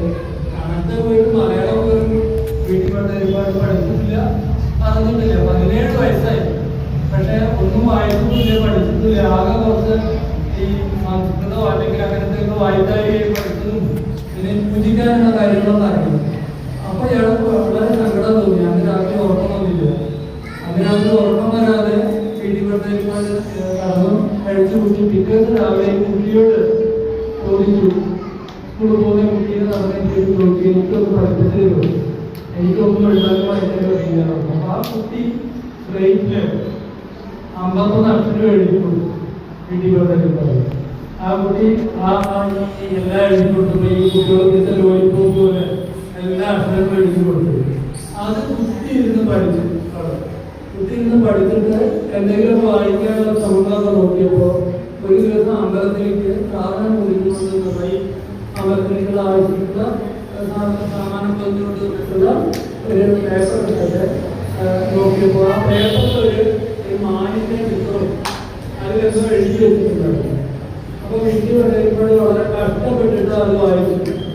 അത് എഴുതിയിട്ടുണ്ടായിരുന്നത് മാന്മാർക്ക് കൂടാ, മാന്മാർക്ക് കൂടാ. വീട്ടിൽ ഒരുപാട് പിന്നീട് സ്വന്തം ആത്മകഥ എഴുതിയപ്പോൾ എല്ലാ ആത്മകഥകൾ എഴുതിയിട്ടില്ല. കർമ്മ വിഭാഗത്തോട്ടും കിനാവും കണ്ണീരും കിനാവും എന്ന് പറഞ്ഞിട്ട് 2 എഴുതിയിട്ടുണ്ട്. അതിലൊരു ചാപ്റ്ററിന്റെ പേര് തന്നെ മാന്മാർക്ക് കൂടാണ്. മാന്മാർക്ക് കൂടെയാണ് ആദ്യമായിട്ട് വായിച്ച ഒരു മലയാളം. എനിക്ക് കഥയോട് വളരെ അറ്റാച്ച്മെന്റ് ഉണ്ട്. കാരണം ഈ കഥയെ കുറിച്ചിട്ടോ പുസ്തകത്തിനെ കുറിച്ചോ വീട്ടിലെ കഥയെ കുറിച്ചിട്ടോ എനിക്ക് മുന്നും വിവരം ഉണ്ടായിരുന്നില്ല. പക്ഷേ കുറെ കാലം ഞാൻ പോസ്റ്റ് ഗ്രാജുവേഷൻ പഠിക്കുന്ന സമയത്ത് ഒരു സാഹചര്യത്തിൽ ഞാൻ ഈ മുണ്ടമുക ഗ്രാമത്തിൽ അയ്യപ്പൻകാവിന്റെ മുമ്പിലെത്തുന്നു. അവിടെ എൻ്റെ ഫ്രണ്ടിന്റെ കൂടെ ഞാൻ അവിടെ എത്തുമ്പോൾ ആ ഫ്രണ്ട് വന്നത് ഇവിടെ വെച്ചിട്ടാണ് വീട്ടിൽ പഠിച്ചപാട് മാന്മാർക്കുള്ള പഠിച്ചത്. അതെന്താ അപ്പൊ കഥയൊക്കെ പറഞ്ഞത് ഫ്രണ്ട് പറഞ്ഞത് ആ കർമ്മവിഭാഗം അല്ലെങ്കിൽ കിനാവ് മണിയൊന്നും വായിച്ചിട്ടില്ല, ഞാൻ അത് വായിക്കാൻ തരാം എന്നിട്ടത് പറഞ്ഞു ഇനി പഠിപ്പാടിന് ഈ മാന്മാർക്ക് കൂടാതെ വായിക്കാൻ പഠിപ്പിച്ചത് എൻ്റെ മുത്തശ്ശിയാണ്. അതായത് എൻ്റെ ക്ലാസ്മേറ്റിൻ്റെ മുത്തശ്ശിയാണ് ഈ കിയാടി നമ്പ്യാർമാരുടെ വീട്ടിലെ കുട്ടിയുടെ വീട്ടിലോട്ട് എന്ന ആള്. അപ്പൊ ഇവിടെ വീട്ടിൽ വന്നപ്പോൾ ഈ ഒരു അക്ഷരം പഠിച്ച അല്ലെങ്കിൽ മലയാളം പഠിച്ചപ്പോൾ ഒരു വലിയ വ്യത്യാസം വീട്ടിൽ വന്നേൽപ്പാടുണ്ടായി. കാരണം വീട്ടിൽ വന്നേൽപ്പാട് മാറുന്നുണ്ടായിരുന്നു, സാമൂഹ്യ പരിഷ്കർത്താവായിട്ട് മാറി. നമ്പൂതിരി സമുദായത്തിൽ അന്നുണ്ടായിരുന്ന പല ചീത്തക്കാരികളെ കുറിച്ചിട്ടും അതിനെക്കുറിച്ച് ഡിസ്കസ് ചെയ്യാനും അതിനെ പ്രവർത്തിക്കാനും അതുപോലെ തന്നെ വീട്ടിൽ ഒരുപാട് സ്ത്രീകളുടെ കഷ്ടപ്പാട് മനസ്സിലാക്കാൻ നമ്മൾ ശ്രമിച്ചു. വീട്ടിലെ അഭിപ്രായത്തിൽ നിന്ന് അരങ്ങത്തേക്ക് എന്നുള്ള നാടകങ്ങൾ വളരെ പ്രസക്തമായിട്ടുള്ളതാണ്. അപ്പോൾ നമുക്കൊരു കാര്യം മനസ്സിലാക്കാൻ പറ്റും, നമ്മൾ പുസ്തകം വായിച്ചു കഴിഞ്ഞാൽ അല്ലെങ്കിൽ അക്ഷരം പഠിച്ചു കഴിഞ്ഞാൽ അക്ഷരം പഠിക്കുന്നതിന് മുമ്പത്തെ നമ്മളും അക്ഷരം പഠിച്ചതിന് ശേഷമുള്ള നമ്മളും ഡിഫറൻ്റ് ആയിട്ടുള്ള ആൾക്കാരാണ്. വീട്ടിൽ പഠിച്ചതിന് മലയാളം പഠിച്ചതോട് കൂടിയിട്ട് പുതിയൊരു വീട്ടിൽ പഠിച്ചതിപ്പാടാണ്. പിന്നെ നമ്മൾ കണ്ടത് അമ്പലത്തിൽ ശാന്തിക്ക് മാത്രം ഒതുങ്ങിയ ഒരാളല്ല, കേരളത്തിന്റെ മൊത്തം സാമൂഹിക പ്രശ്നങ്ങളിൽ ഇടപെട്ട ഒരു നേതാവിനെയാണ് വീട്ടിൽ വളരെ അറിയപ്പെടുന്ന ഒരാളായിരുന്നു. ഈ നാലാമത്തെ കുട്ടിയുടെ കാര്യം കൂടി കഴിഞ്ഞാൽ നമ്മൾ പകുതി പരിപാടി കഴിഞ്ഞു. നാലാമത്തെ കുട്ടിയുടെ പേര് ഇതും എല്ലാവർക്കും ഊഹിക്കാം. കഥ നടക്കുന്നത് ഇപ്പൊ നടന്നുകൊണ്ടിരിക്കുന്ന കഥയാണ്. കഥ നടക്കുന്നത് കോട്ടയ്ക്കലാണ്. കോട്ടയ്ക്കൽ എന്ന് പറഞ്ഞല്ലോ, കോട്ടയ്ക്കൽ ആയുർവേദശാലയുള്ള സ്ഥലം. കോട്ടയ്ക്കൽ മലപ്പുറം ജില്ലയിലുള്ള ഒരു പെയിന്റ് പണിക്കാരനെ കുറിച്ചാണ് ഞാനിപ്പോൾ പറയാൻ പോകുന്നത്. അദ്ദേഹം ഒരു എഴുത്തുകാരൻ കൂടിയാണ്. ആർക്കും വേണമെങ്കിൽ പങ്കെടുക്കാം മത്സരത്തിൽ. ആർക്കെങ്കിലും വിളിച്ചു പറയാൻ പറ്റിയെങ്കിൽ നല്ല കാര്യം. പക്ഷെ ഒരു പക്ഷേ നമ്മൾ ശ്രദ്ധിച്ചിട്ടുണ്ടാവില്ല. അടുത്ത കാലത്ത് നമുക്കറിയാം പേപ്പറുകളുണ്ടായിരുന്നു. ഓക്കെ, മുഹമ്മദ് അബ്ബാസ് എന്ന് പറഞ്ഞിട്ട് ഒരാളുടെ കഥയാണ് പറയുന്നത്. മുഹമ്മദ് അബ്ബാസ് എന്ന് പറഞ്ഞിട്ടുള്ള ഒരാള് ഇദ്ദേഹം തമിഴ്നാട്ടിൽ ജനിച്ചു. തമിഴ്നാട്ടിൽ മലയാളികൾ തമിഴ്നാട്ടിൽ കന്യാകുമാരി ജില്ലയിൽ കുടിയേറി താമസിച്ച ഒരു സ്ഥലത്ത് പെരിച്ചിലമ്പ് എന്നുള്ള സ്ഥലത്തായിരുന്നു ചെറുപ്പകാലം. 8ാം ക്ലാസ് വരെ തമിഴ് പഠിച്ചു. അത് കഴിഞ്ഞപ്പോൾ വീട്ടിലൊരു പ്രശ്നം ഉണ്ടായപ്പോൾ അവർക്ക് കോട്ടക്കലേക്ക് പിടിച്ചു പഠിപ്പിക്കേണ്ടി വന്നു. അങ്ങനെ 8ാം ക്ലാസ് പഠിക്കുമ്പോൾ അബ്ബാസും ഫാമിലിയും തിരിച്ച് കോട്ടക്കലിലെത്തി. കോട്ടക്കലിലെത്തിയപ്പോൾ പാവപ്പെട്ടവരാണ്, അധികം പൈസയൊന്നുമില്ല വീട്ടിൽ. പക്ഷെ ആരെങ്കിലും ഒരു കുട്ടിയിലെങ്കിലും പഠിപ്പിക്കണം എന്നുള്ള ആഗ്രഹം കൊണ്ട് ഇപ്പൊ ഈ അബ്ബാസിനായിട്ട് സ്കൂളിൽ പോയി. എന്നിട്ട് പറഞ്ഞു ഇവർ പഠിക്കണമെന്ന് ആഗ്രഹമുള്ള കുട്ടികളെ നമ്മൾ പഠിപ്പിക്കണം എന്ന് പറഞ്ഞു. സ്കൂളിലെ മാഷ് അദ്ദേഹത്തിന്റെ കഴിവൊക്കെ എത്ര അബ്ബാസിന് എത്ര എഴുതാനും വായിക്കാനും അറിയാമെന്ന് നോക്കി. മലയാളം അറിയില്ലാതെ തമിഴാണ് പഠിപ്പിക്കുന്നത്. അപ്പോൾ എല്ലാം പരിശോധിച്ചിട്ട് മാഷ് തന്നു. ഇപ്പൊ വേണമെങ്കിൽ 2ാം ക്ലാസ്സിൽ ഞാൻ അഡ്മിഷൻ കൊടുക്കാമെന്ന് പറഞ്ഞു. 8ാം ക്ലാസ്സിൽ പഠിക്കുന്ന ഒരു കുട്ടിക്ക് കിട്ടുന്നത് 2ാം ക്ലാസ്സിൽ അഡ്മിഷൻ. അപ്പൊ അബ്ബാസിന്റെ ഫാമിലി തീരുമാനിച്ചു പഠിക്കേണ്ട കാര്യമില്ല. അങ്ങനെ ഇദ്ദേഹം ഒരു കൂലിപ്പണിക്കാരനായിട്ട് തൊഴിൽ തുടങ്ങി. ആദ്യം കോഴിക്കോട് ഒരു ഹോട്ടലിൽ ജോലിക്കുന്നു. ആ ഹോട്ടലിൽ ജോലിക്ക് ഇരിക്കുന്ന സമയത്ത് അല്പസ്വല്പം മലയാളം പഠിക്കാൻ തുടങ്ങി. പിന്നീട് പെരിന്തൽമണ്ണ വഴിയൊക്കെ മാറി കയറിയിട്ടാണ് കോട്ടയ്ക്കലേക്ക് വരുന്നത്. അപ്പോൾ ബസ്സിന് ബോർഡ് നോക്കാൻ വേണ്ടി കഷ്ടപ്പെട്ട് മലയാളം പഠിക്കാൻ തുടങ്ങി. പോരാത്തതിന് നാട്ടിലും വീട്ടിലും ഒക്കെ ആളുകളെ കളിയാക്കാൻ തുടങ്ങി. അണ്ണാച്ചി എന്നുള്ളൊരു പേര് തുടങ്ങി. ഈ അണ്ണാച്ചി എന്ന് പറഞ്ഞു കഴിഞ്ഞാൽ അബ്ബാസ് പറയുന്നത് തമിഴിൽ അണ്ണാച്ചി എന്ന് പറഞ്ഞു കഴിഞ്ഞാൽ ഒരു ബഹുമാനത്തിൽ വിളിക്കുന്ന പേരാണ്. പക്ഷെ മലയാളികൾ അണ്ണാച്ചി എന്ന് വിളിക്കുന്നത് കളിയാക്കിയിട്ടാണ്. ആ ഒരു കളിയാക്കലൊക്കെ അതൊരു ഉൾവലിക്കും. പക്ഷെ വായന തുടങ്ങി ചെറുതായിട്ട്. മലയാളം കഷ്ടപ്പെട്ട് പഠിച്ച് വായന തുടങ്ങി. വായന തുടങ്ങിയെന്ന് പറഞ്ഞാൽ പിന്നെ വായനയോട് വായന കിട്ടുന്ന പുസ്തകങ്ങളൊക്കെ വായിക്കാൻ തുടങ്ങി. ഖസാക്കിന്റെ ഇതിഹാസം എന്ന് പറഞ്ഞ പുസ്തകം മൊഴി വിജയന്റെ പുള്ളിയെടുത്തിട്ട് അത് 3 തവണ കേൾപ്പിയിൽ കൂടുതൽ പിഴ കൊടുത്തിട്ട് കയ്യിൽ വെച്ച് വീണ്ടും വീണ്ടും വായിച്ചു. അടുത്ത കാലത്ത് അബ്ബാസ് പബ്ലിഷ് ചെയ്ത ഒരു പുസ്തകത്തിന്റെ പേര് എന്നെ വായിച്ച ഖസാക്ക് എന്നാണ്. അതായത് ഞാൻ ഖസാക്കിന്റെ ഇതിഹാസമല്ല വായിച്ചത്, എന്നെ ഖസാക്ക് വായിക്കുകയെന്ന് പറഞ്ഞു. 2017-18 സമയത്ത് ഈ അബ്ബാസിന് ഒരു മൊബൈൽ കിട്ടി. ആ മൊബൈൽ കിട്ടിയപ്പോൾ മൊബൈലിൽ എഴുതാൻ പഠിച്ചു. മൊബൈലിൽ എഴുതാൻ പഠിച്ചു മാത്രമല്ല ഫേസ്ബുക്കിലൊക്കെ എഴുതാൻ തുടങ്ങി. അങ്ങനെ ഫേസ്ബുക്കിലൊക്കെ എഴുതാൻ തുടങ്ങിയിട്ട് അവനാണ് വൈകുന്നേരത്തെ ജോലി കഴിഞ്ഞ് വന്നു കഴിഞ്ഞാൽ എഴുതും മലയാളത്തിൽ. അത് ഫേസ്ബുക്കിലിടും. അത് കണ്ടിട്ട് ഒരു അറിയപ്പെടുന്ന എഡിറ്റർ ഓർമ്മ കമൽറാം സജീവാണെന്ന് തോന്നുന്നു ഈ അബ്ബാസിനെ സമീപിച്ചിട്ട് പറഞ്ഞു ഇത് നമുക്ക് പുസ്തകമായിട്ട് പ്രസിദ്ധീകരിക്കണം. അങ്ങനെ ആദ്യത്തെ പുസ്തകം അബ്ബാസിന്റെ വന്നു വിശപ്പ് ഉന്മാദം പ്രണയം തുടങ്ങിയ പുസ്തകമാണ് പബ്ലിഷ് ചെയ്തത് മാതൃഭൂമി പബ്ലിഷേഴ്സാണ്. ഇപ്പോൾ എൻ്റെ ആഗ്രഹം എന്ന് പറഞ്ഞാൽ മാതൃഭൂമി പബ്ലിഷേഴ്സ് പുസ്തകം നോക്കിയിട്ടുണ്ട്. എനിക്ക് പോലും ഒരുപാട് പ്രയത്നിച്ചാൽ പോലും സാധിച്ചു വരുന്ന ആഗ്രഹമല്ല മാതൃഭൂമി പബ്ലിഷേഴ്സിന്റെ പുസ്തകം പബ്ലിഷ് ചെയ്യാറുണ്ട്. അപ്പൊ അബ്ബാസ് ഇത് നിരന്തരം എഴുതി ഒരു പെയിന്റ് പണിക്കാരന്റെ ലോകം ചെയ്യാറുണ്ടെന്ന് പറഞ്ഞിട്ട് അടുത്ത പുസ്തകം മാതൃഭൂമി പബ്ലിഷ് ചെയ്തു. മൂന്നാമത്തെ പുസ്തകം പബ്ലിഷ് ചെയ്തത് നമ്മുടെ DC ബുക്സാണ്. അങ്ങനെ കേരളത്തിൽ അറിയപ്പെടുന്ന പല പബ്ലിഷറുകളിലേക്ക് ഇതുവരെ 2017-18 എഴുതി തുടങ്ങിയ ഒരാള് 2025 ആകുമ്പോഴേക്കും 2 ആത്മകഥകളടക്കം അല്ലെങ്കിൽ ആത്മകഥാത്മകതയുടെ 2-3 പുസ്തകങ്ങളടക്കം 2 നോവലുകളടക്കം 7 പുസ്തകം പബ്ലിഷ്. ഇപ്പോഴും അബ്ബാസ് പെയിന്റ് പണി തുടരുന്നു. കോട്ടക്കലുള്ളൊരു പെയിന്റ് പണിക്കാരുള്ളത് തൊഴിലെ താഴെക്കുന്ന തൊഴിൽ ചെയ്യുന്ന ഒരാളാണ് ഇത്രയും നല്ലൊരു എഴുത്തുകാരനായിട്ട് മാറിയിട്ടുള്ളത്. അപ്പൊ നമ്മൾ 4 പേരുടെ കഥ കേട്ടു. Madhavikutty, Khader, Abbas, PT Patel. ഈ 4 പേരെന്ന് പറഞ്ഞു കഴിഞ്ഞാൽ ബുദ്ധിമുട്ടുള്ള സാഹചര്യങ്ങളിൽ മലയാളം പഠിച്ചവരാണ്. വെവ്വേറെ സാഹചര്യങ്ങളായിരിക്കും അവരുടെ. എനിക്കൊരു 10 മിനിറ്റ് കൂടി എടുക്കാം. ഒരു 10 മിനിറ്റിനുള്ളിൽ ഞാൻ 2-3 കഥകൾ കൂടി പറഞ്ഞിട്ട് നിർത്താം. ഈ രണ്ടാമത്തെ കാര്യം, അപ്പൊ ഇതൊക്കെ ബുദ്ധിമുട്ടുള്ള സാഹചര്യങ്ങൾ പഠിച്ചിട്ട് അവർ മലയാളത്തിൽ അറിയപ്പെടുന്ന എഴുത്തുകാരാണ്. ഞാൻ അധികം ഹിന്ദിയൊന്നും ബുദ്ധിമുട്ടിക്കുന്നില്ല. ഒരു നോവലുണ്ട്, വിക്ടർ യൂഗോ എന്ന് പറഞ്ഞിട്ടുള്ള ഒരു ഫ്രഞ്ച് സാഹിത്യകാരൻ എഴുതിയ ഒരു നോവലുണ്ട്. ആ നോവലിന്റെ പേര് പാവങ്ങൾ എന്ന പേരിൽ മലയാളത്തിൽ പ്രസിദ്ധീകരിക്കപ്പെട്ടിട്ടുണ്ടായിരുന്നു. ആ നോവൽ എഴുതിയിട്ട് 63 വർഷം കഴിഞ്ഞിട്ടാണ് പാവങ്ങൾ എന്ന് പറഞ്ഞൊരു പ്രസിദ്ധീകരണം പറഞ്ഞിട്ടുള്ള പുസ്തകം മലയാളത്തിലേക്ക് നാലാപ്പാട്ട് നാരായണമേനോൻ, ഈ മാധവിക്കുട്ടിയുടെ അമ്മയുടെ അമ്മാവൻ നാലാപ്പാട്ട് നാരായണമേനോൻ ആണ് വിവർത്തനം ചെയ്തത്. അത് 1925 അത് 2025 അത് 100 വർഷം കഴിഞ്ഞു. ഈ പ്രസിദ്ധീകരണം എന്ന് പറഞ്ഞാൽ മലയാള സാഹിത്യത്തിന് ഒരുപാട് മാറ്റം കൊടുത്തിട്ടുണ്ട്. കേരളത്തിന്റെ തന്നെ രാഷ്ട്രീയ ചരിത്രത്തിൽ ഒരു വലിയ പ്രാധാന്യമുണ്ട്. EMS ഒരിക്കൽ പറഞ്ഞിട്ടുള്ളത്, ഞാൻ ഇങ്ങനെയായത് രാഷ്ട്രീയത്തിൽ ഞാൻ ഇങ്ങനെയാവാൻ കാരണം ഞാൻ പാവങ്ങളെ വായിച്ചിട്ടുണ്ടാണ്. EMS പാവങ്ങൾ വായിക്കാൻ കഥയുണ്ട്.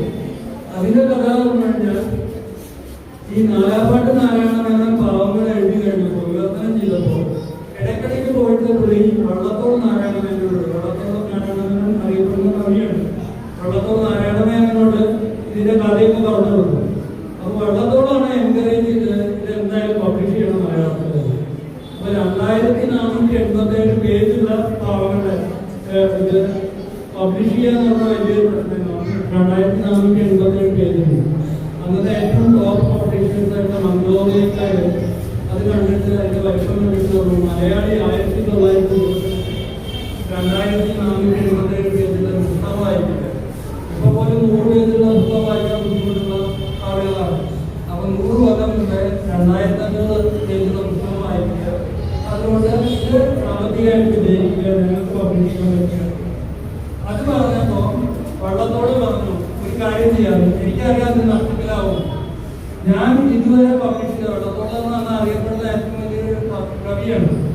കേരള കലാമണ്ഡലം ഉണ്ടാക്കിയിട്ടുള്ള ആള് പ്രമുഖനായിട്ടുള്ള വള്ളത്തോടിന്റെ എല്ലാ പുസ്തകങ്ങളും പബ്ലിഷ് ചെയ്യുന്നത് മംഗളോദയാണ്. മംഗളോദയത്തിനോട് പറഞ്ഞു എന്റെ ഇതുവരെയുള്ള എല്ലാ പുസ്തകങ്ങളുടെയും വരുമാനം ഞാൻ ജാമ്യം വെക്കാം, അതിന് പകരം ഇദ്ദേഹത്തിന്റെ പുസ്തകം പബ്ലിഷ് ചെയ്താൽ. അപ്പൊ ഇത് കൊള്ളാവുന്ന ബിസിനസ്സാണ്. കാരണം വള്ളത്തോടിന്റെ എല്ലാ പുസ്തകവും നിന്നുള്ള വരുമാനം കിട്ടുകയാണെങ്കിൽ ഇത് പബ്ലിഷ് ചെയ്ത് നഷ്ടമായാലും കുഴപ്പമില്ല. ഇത് മംഗളോദയം പബ്ലിഷ് ചെയ്തു. വള്ളത്തോട് പിറ്റേ ദിവസം തന്നെ നാലാപ്പാട്ട് നാരായണമേനോട് പറഞ്ഞു ഈ പുസ്തകം ചെലവാകില്ലാന്ന് എനിക്ക് നല്ല ഓർമ്മയുണ്ട്, എന്റെ റോയൽറ്റിയൊക്കെ പോയി കിട്ടും. അതുകൊണ്ട് നാളെ മുതൽ ഒരു കൊല്ലം നമ്മൾ കേരളം മുഴുവൻ നടന്നിട്ട് പുസ്തകം വിൽക്കാം. അങ്ങനെ അത് കേരളം മുഴുവൻ പോയി അറിയാവുന്ന ആൾക്കാരൊക്കെ കണ്ടവർക്ക് കോപ്പി പിടിച്ചു. അങ്ങനെയാണ് EMSനെ കോപ്പി കിട്ടിയത്. EMS പിന്നീട് പറഞ്ഞത് ഈ പുസ്തകം വായിച്ചുകൊണ്ടുകൂടിയാണ് ഞാൻ ഇത്തരത്തിലുള്ളൊരു രാഷ്ട്രീയക്കാരനായിട്ട് മാറിയതെന്ന് പറഞ്ഞു. അപ്പോൾ എന്തായാലും നമുക്ക് വിവർത്തനത്തിന്റെ കാര്യം പറയുമ്പോൾ നമ്മൾ വേറെ വലിയ കാണാൻ പറഞ്ഞു. എനിക്കറിയാം കുട്ടികളെയൊക്കെ റിട്ടൻഷൻ കപ്പാസിറ്റി കുറഞ്ഞു വരികയാണ്. അതുകൊണ്ട് പെട്ടെന്ന് നിർത്താം. വിവർത്തനം എന്ന് പറയുമ്പോൾ ട്രാൻസ്ലേഷനെ കുറിച്ച് പറയുമ്പോൾ വലിയൊരാളെ കുറിച്ച് നമുക്ക് പറയാതിരിക്കാൻ പറ്റില്ല. പറഞ്ഞു കഴിഞ്ഞിട്ട് നമുക്ക് സാധാരണക്കാരനെ കുറിച്ചിട്ട് പറയാം. അബ്ബാസിനെ പോലത്തെ ഒരു കഥയെ കൂടി പറഞ്ഞു നമുക്ക് നിർത്തും. ഈ വിവർത്തനത്തിലെ ഏറ്റവും വലിയ അഭിപ്രായമാണ് മലയാളത്തിലെ ടി മാധവൻ പിള്ള എന്ന് പറയുന്നത്. ടി മാധവൻ പിള്ള എന്ന് പറഞ്ഞു കഴിഞ്ഞാൽ ഒരു ഈ തിരുവിതാംകൂറിന്റെ ഈ NSS കോളേജുകളിലൊക്കെ ഹിന്ദി അധ്യാപകനായിരുന്ന ചങ്ങനാശ്ശേരിയിൽ ഉണ്ടായിരുന്ന ഒരു പോളിയിലോട്ടാണ് ഇത് അറിയപ്പെടുന്ന ബഹുഭാഷാ പണ്ഡിതനാണ് ടി മാധവൻ പിള്ള. ടി മാധവൻ പിള്ള എന്ന് പറഞ്ഞു കഴിഞ്ഞാൽ ഞങ്ങളൊക്കെ കുട്ടിക്കാലത്ത് ഞങ്ങളൊക്കെ കോളേജിൽ സ്കൂളിലൊക്കെ പഠിക്കുന്ന കാലത്ത് മാതൃഭൂമിയിലൊക്കെ വന്നിരുന്ന ഒരുപാട് വിവർത്തനങ്ങൾ, അതായത് VS ഗാഡ്ഗേക്കറുടെ ഹേരാദി വിവർത്തനം ചെയ്തത് ടി മാധവൻ പിള്ളയാണ്. അത് AS പറഞ്ഞുള്ള ആർട്ടിസ്റ്റിന്റെ ചിത്രങ്ങളോടുകൂടി മാതൃഭൂമിയിൽ വരുമ്പോൾ അന്നത്തെ ചെറുപ്പക്കാരായ തലമുറ മുഴുവൻ അന്നത്തെ വായനക്കാരായ തലമുറ മുഴുവൻ കാത്തിരിക്കുകയായിരുന്നു. അത്രയും നല്ല പുസ്തകങ്ങൾ ജ്ഞാനപീഠ അവാർഡ് കിട്ടിയിട്ടാണ് ഈ ഹേരാദി. ഇതിനെ കുറിച്ചിട്ട് വളരെ രസകരമായിട്ടുള്ള ഒരു സംഭവമുണ്ട്. 1950-കളുടെ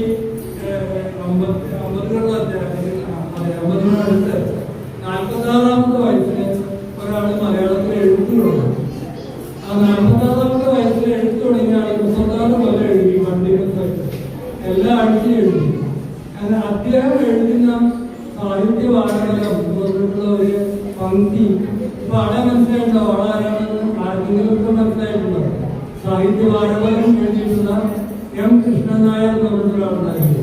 M. കൃഷ്ണൻ നായർ എന്ന് പറഞ്ഞ സാഹിത്യവാചകത്തിൽ എല്ലാ ആഴ്ചയിലും എല്ലാവരെയും നിശ്ചിതമായിട്ട് വിമർശിക്കുന്ന ആളാണ്.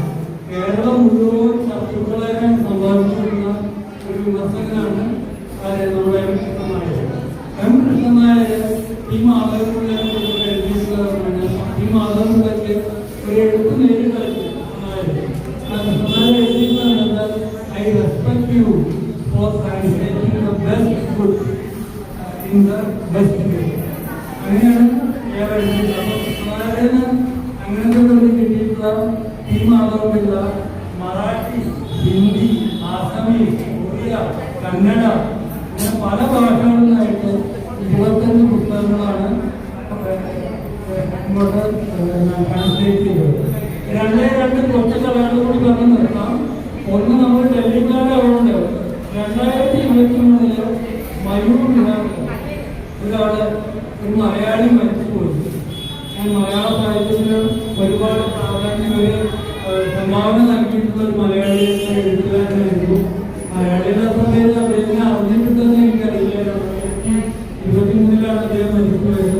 2020 മുതൽ അദ്ദേഹത്തിന് ഫോണിൽ സംസാരിക്കാൻ എനിക്ക് അവസരം കിട്ടിയിട്ടുണ്ട്. കാരണം കൊറോണ കാലത്താണ് മാതൃഭൂമിയുടെ മനോജ് മേനോൻ എന്നോട് പറഞ്ഞത് കുഞ്ചു നമ്പറത്ത് എന്ന് പറഞ്ഞിട്ട് ഒരാള് മയൂരാണ് ടൊമാറ്റോ അപ്പാർട്ട്മെന്റിലുണ്ട്. ഈ കുഞ്ചു സാറിനോട് സാപ്പ് എടുക്കുമ്പോൾ സംസാരിക്കുന്നത് നന്നായിട്ടുണ്ട്. വളരെ നല്ല മനുഷ്യനാണ്, വളരെ പ്രത്യേകത മനുഷ്യനാണ്. ഞാൻ എനിക്കൊക്കെ ഫോൺ ചെയ്ത് സംസാരിക്കുകയായിരുന്നു. മനോജ് എഴുതിയ കുറെ ആർട്ടിക്കലുകൾ എനിക്ക് അയച്ചു തന്നു. ഈയിടെ 2023 മരിച്ചപ്പോഴും മനോജ് മാതൃഭൂമി പറയുന്നത് പതിപ്പൊക്കെ കുഞ്ചു നമ്പറത്തെ കുറിച്ച് വലിയ ആർട്ടിക്കലൊക്കെ എഴുതിയിട്ടുണ്ടായിരുന്നു. ഇദ്ദേഹം തൃശ്ശൂർ ബിയുകാരനാണ്. 10ാം ക്ലാസ് വരെ പഠിച്ചു. 10ാം ക്ലാസ് പഠിക്കുമ്പോൾ തന്നെ ഒരു നോവലൊക്കെ എഴുതി. 10ാം ക്ലാസ് പഠിക്കുമ്പോൾ അത് പബ്ലിക്കേഷനൊക്കെ നടത്തുകയും ചെറിയ ഒരു സംഭവമായിരുന്നു. അത് കഴിഞ്ഞിട്ട് പട്ടാളത്തിന് ജോലി കിട്ടിയിട്ട് ഇങ്ങോട്ട് പോകും, മാർച്ചിലേക്ക് പോകും. പട്ടാളത്തിന് ജോലിക്കാരനായിട്ട് കുഞ്ചുസാറെത്തിയപ്പോൾ കൂലിപ്പട്ടാളക്കാരനായിരുന്നു. ഏറ്റവും ചെറിയൊരു ജോലി കിട്ടും. അവിടെ എത്തി കുറച്ചു കാലം ജോലി ചെയ്തപ്പോൾ രാജ്യത്തിൽ ഈ പട്ടാളത്തിന്റെ പബ്ലിക്കേഷൻ ഉണ്ട്, സൈനിക് സമാചാരം. അതിന്റെ പബ്ലിക്കേഷൻ ടീമിൽ അവസരം കിട്ടുമ്പോൾ ഇദ്ദേഹം ചെയ്തിട്ട് മലയാളത്തിൽ എഴുതിയിട്ടുള്ള എല്ലാ പട്ടാള കഥകളും ഇംഗ്ലീഷിൽ എഴുതാൻ പറ്റും. ഇംഗ്ലീഷ് നന്നായിരുന്നു. ഇംഗ്ലീഷിൽ കഷ്ടപ്പെട്ട് പഠിച്ചാൽ സ്വയം പഠിച്ചതാണ്. അപ്പോൾ പാറപ്പുറത്തിന്റെയും കോവിലന്റെയും അല്ലെങ്കിൽ ഏകലവ്യന്റെയും നന്ദനായുടെ എല്ലാ പട്ടാള കഥകളും ഇദ്ദേഹം ഇംഗ്ലീഷിൽ എഴുതി. അങ്ങനെ മലയാളത്തിൽ എഴുതിയ എല്ലാ പട്ടാളക്കാരും എല്ലാ പട്ടാളക്കാരും വായിക്കുന്ന അവസ്ഥ വന്നു. പിന്നീട് റിട്ടയർമെന്റ് കഴിഞ്ഞപ്പോഴും ഇദ്ദേഹം എഴുത്തുകാരനായിട്ട് തുടർന്നു. 1970 മുതൽ 1915 വരെ കണ്ടിന്യൂസ് ആയിട്ട് എല്ലാവരും എന്നുള്ള മാഗസിൻ്റെ എഡിറ്റോറിയൽ എഴുതി റെക്കോർഡ് കാണിക്കുന്നതാണ് കുഞ്ഞു നമ്പർ. അപ്പോൾ ഇദ്ദേഹം മലയാളിയാണ്, പക്ഷേ ഇംഗ്ലീഷിൽ ട്രാൻസ്ലേറ്റ് ചെയ്തിട്ട് പഠിക്കുന്ന മാതൃകപ്പെടുത്തി അങ്ങനെ ഒരുപാട് കാര്യങ്ങളാണ്. ഇനി നമുക്ക് വേറൊരാളെയും കൂടി പരിചയപ്പെടുത്തിയിട്ട് നിർത്താം. അദ്ദേഹത്തിൻ്റെ പേര് നമ്മൾ മുഴപ്പിലങ്ങാട് എന്ന സ്ഥലത്തേക്ക് പോകണം. മുഴപ്പിലങ്ങാട് ആരെങ്കിലും കേട്ടിട്ടുണ്ടോ? ആരെങ്കിലും കേട്ടിട്ടുണ്ടോ? എന്താണ് അതിൻ്റെ പ്രത്യേകത? മുഴപ്പിലങ്ങാടിലെ ബീച്ചിലാണ് നമ്മൾ പോയിട്ടുണ്ടാവുക. അതിന് വളരെ കാണാൻ കൊടുക്കുമ്പോൾ മുഴപ്പിലങ്ങാട് ഒരു കൽപ്പണിക്കാരനുണ്ട്. ആ കൽപ്പണിക്കാരൻ്റെ പേര് അതായത് മേസൺ കലാശൻ, അദ്ദേഹത്തിൻ്റെ പേര് ഷാഫി ചെറുതിലായി ചെറുമാവിലായി ഷാഫി ചെറുമാവിലായി. ഈ ഷാഫിയുടെ പ്രത്യേകത എന്ന് പറഞ്ഞു കഴിഞ്ഞാൽ ഷാഫി ചെയ്തത് അദ്ദേഹത്തിന് ചെറുപ്പത്തിലെ പഠിപ്പ് നിർത്തേണ്ടി വന്നു. ആ പഠിപ്പ് നിർത്തേണ്ടി വന്നപ്പോൾ ബാംഗ്ലൂരിൽ ആരെയും ജോലിക്ക് പോയി. ആ ജോലിക്ക് പോയ സമയത്ത് ഷാഫി അവിടെ വരുന്ന തമിഴ് തൊഴിലാളികൾ അവിടെ വന്നിട്ടുണ്ട്. അവരുടെ കിട്ടുന്ന അവരുടെ കിട്ടുന്ന പ്രാർത്ഥനകളൊക്കെ വായിച്ച് ഒരുപാട് തമിഴ് പഠിക്കുക മാത്രമല്ല തമിഴിന്റെ നല്ലൊരു ആധികാരികമായിട്ട് വായിക്കാനും എഴുതാനും പഠിച്ചു.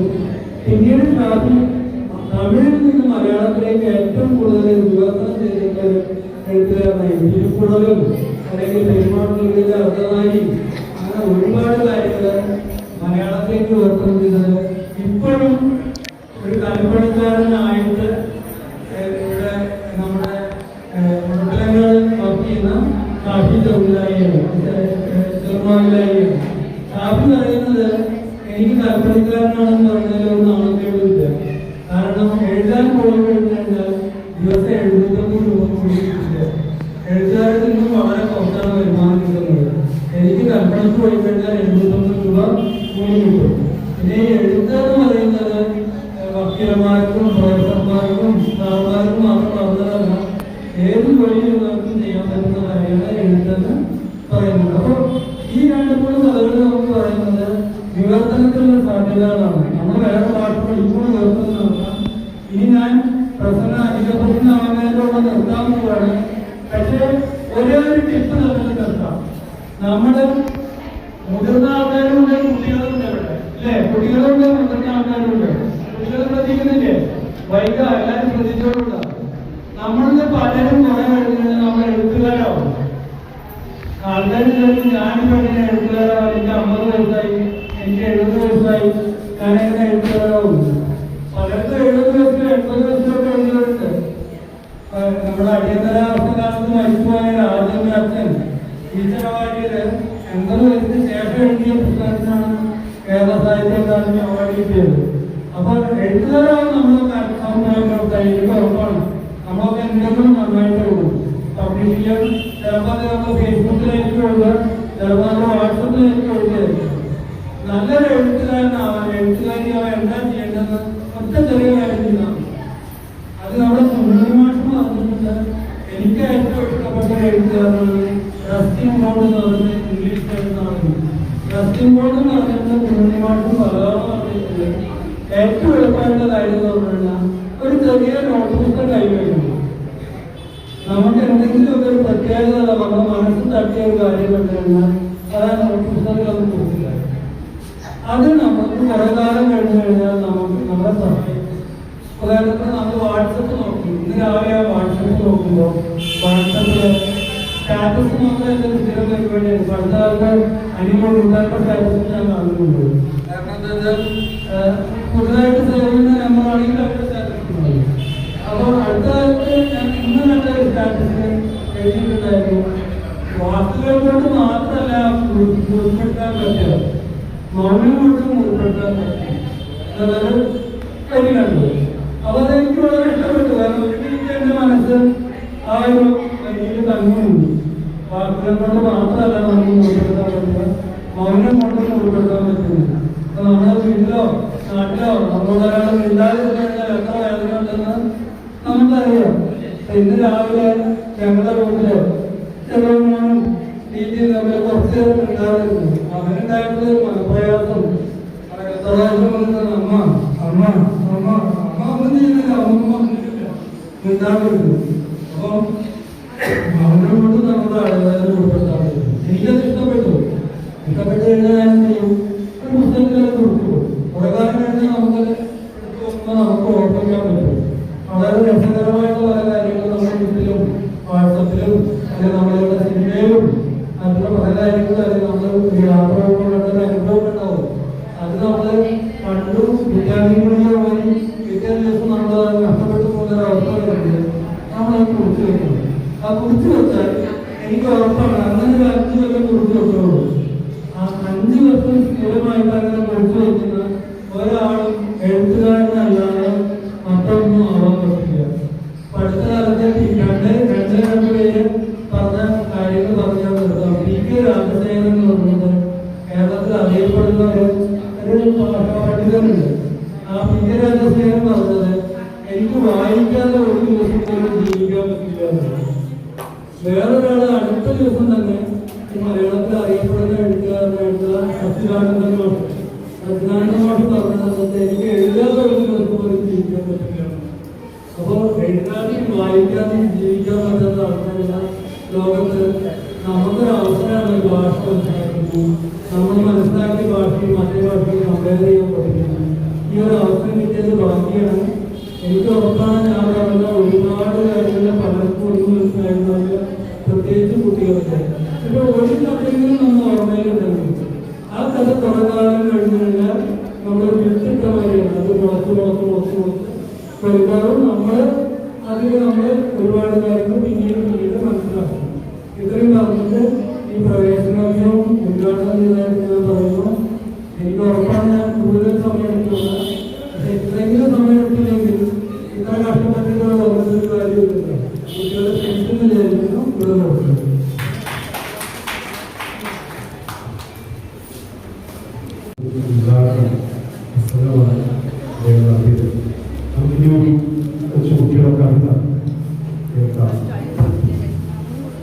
അക്ഷര കവിത.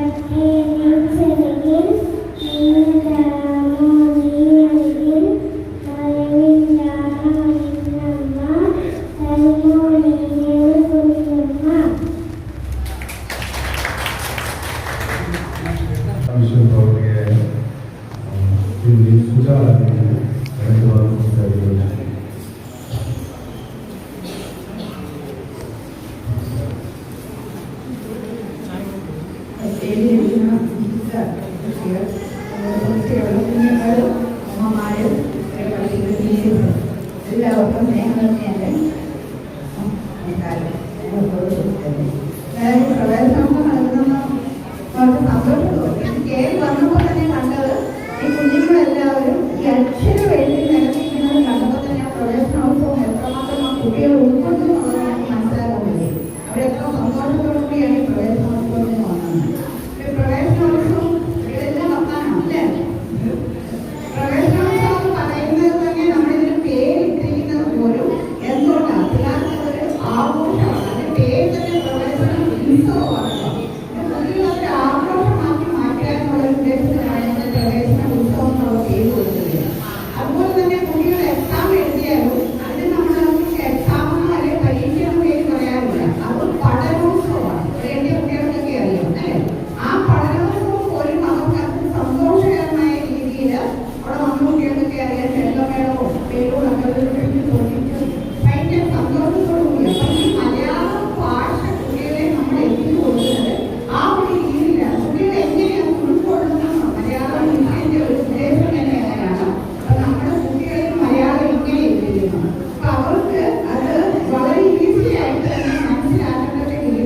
മലയാളം ഭാഷ പഠിപ്പിച്ചത്.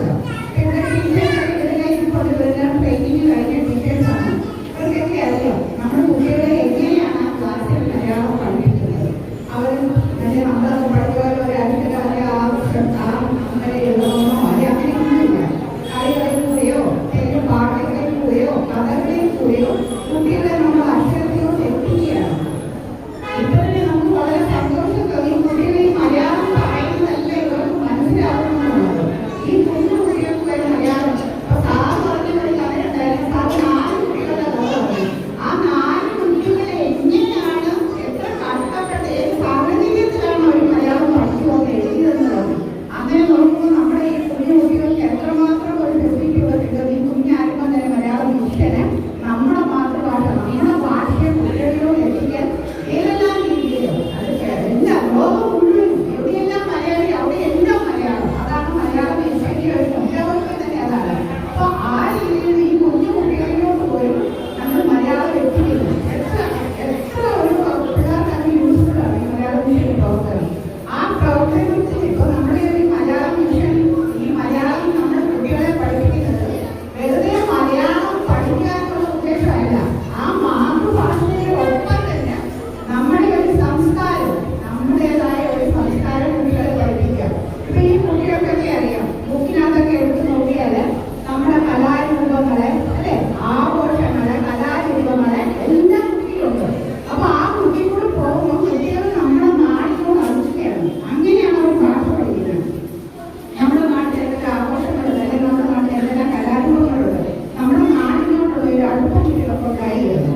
അപ്പൊ പഠിക്കാൻ ഇപ്പൊ അവർക്ക് നമ്മുടെ ഈ മലയാളം പഠിക്കുമ്പോൾ മലയാളം ക്ലാസ്സിൽ കൂടെ കുട്ടികൾക്ക് ഒരു ഭാഷാ ശേഷി വർദ്ധിപ്പിക്കാൻ പറ്റുന്നുണ്ട്. ഒരു ഭാവന വളർത്താൻ പറ്റുന്നുണ്ട്. ടീച്ചേഴ്സാണ് കുട്ടികൾ ഇപ്പോൾ ഒരു സ്കൂളെന്ന് പറഞ്ഞാൽ ഇപ്പോൾ ഒരു അറൗണ്ട് 40-45 സ്റ്റുഡൻസ് ഉണ്ട്. ഓരോ ടീച്ചേഴ്സിനും ആ കുട്ടികളുടെ കഴിവ് കണ്ടെത്തി പ്രോത്സാഹിപ്പിക്കുക എന്ന് പറഞ്ഞാൽ ബുദ്ധിമുട്ടുള്ള കാര്യമാണ്. ഇപ്പൊ ഞാനൊരു ടീച്ചറാണ്. പക്ഷേ ഈ മലയാളം മിഷന്റെ നമ്മുടെ ഭാഷയെ ഓരോ കുട്ടികളുടെ കഴിവ് ഈ ടീച്ചേഴ്സിന് അറിയാം. പാട്ട് പാടുന്നത് ആരാണ്, ഗായിക്കാനാണ്, അവിടെ ചെല്ലാനാണ്, കഥ പറയാനാണ്, അതിന്റെ ഒരു നാടകം തിരിച്ചു പോലെ കൊടുത്തു കഴിഞ്ഞാൽ അതെങ്ങനെ അവതരിപ്പിക്കുക. ഓരോ കുട്ടികളുടെ കഴിവ് കണ്ടെത്തി പ്രോത്സാഹിപ്പിക്കാൻ നമ്മുടെ മലയാളം മിഷന്റെ ക്ലാസ് വരുന്നുണ്ട്. നമ്മുടെ ബുക്കിന്റെ പേര് തന്നെ നിങ്ങൾക്കറിയാം. ആ ബുക്ക് പഠിക്കാനുള്ള പേര് പോലും എത്ര രസമായിട്ടാണ്. കണിക്കൊന്ന, സൂര്യകാന്തി, പിന്നെ ആമ്പല്, നീലക്കുട്ടി അല്ലെ എല്ലാം ബുക്കിന്റെ പേരാണ്. അപ്പൊ നിങ്ങൾ ഉണ്ടാക്കി കുട്ടികളാണെങ്കിൽ വളരെ എത്ര രസമാണ് നോക്കാൻ. ആ കണിക്കൊന്ന, സൂര്യകാന്തി, ആമ്പല്, നീലക്കുട്ടി നമ്മുടെ 4 കോഴ്സാണ്. ആ 4 കോഴ്സിനും ഓരോ പേര് ഇരിക്കുകയാണ്. അത് നിങ്ങൾക്കൊരു രസകരമായി തോന്നിക്കൊള്ളാതിരിക്കുകയാണ് ഈ പേര് ഇരിക്കുന്നത്. അപ്പൊ അതുകൊണ്ട് നമ്മൾ പറയുന്നത് ഈ സംസ്കാരം ഭാഷ ആർജിക്കുക എന്ന് പറഞ്ഞാൽ തന്നെ നമ്മുടെ സംസ്കാരം നമ്മൾ ഉറപ്പിയെടുക്കാൻ. ഭാഷ അല്ലെങ്കിൽ നമ്മുടെ മലയാളം മാതൃഭാഷ എന്നല്ല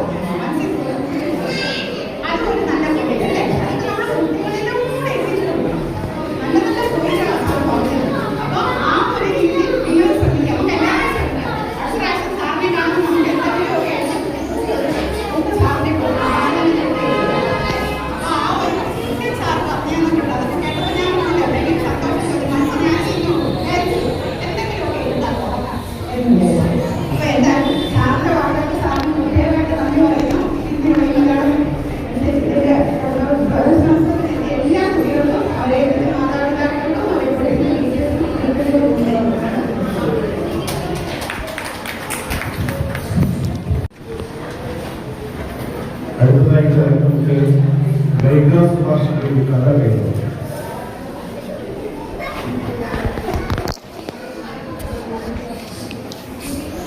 എല്ലാവർക്കും നമസ്കാരം. വിഷ്ണു സഹസ്രനാമത്തിലെ അക്ഷരത്തിന് മറുപടി അറിയാൻ കഴിയില്ല എന്ന് ചൊല്ലുണ്ട്.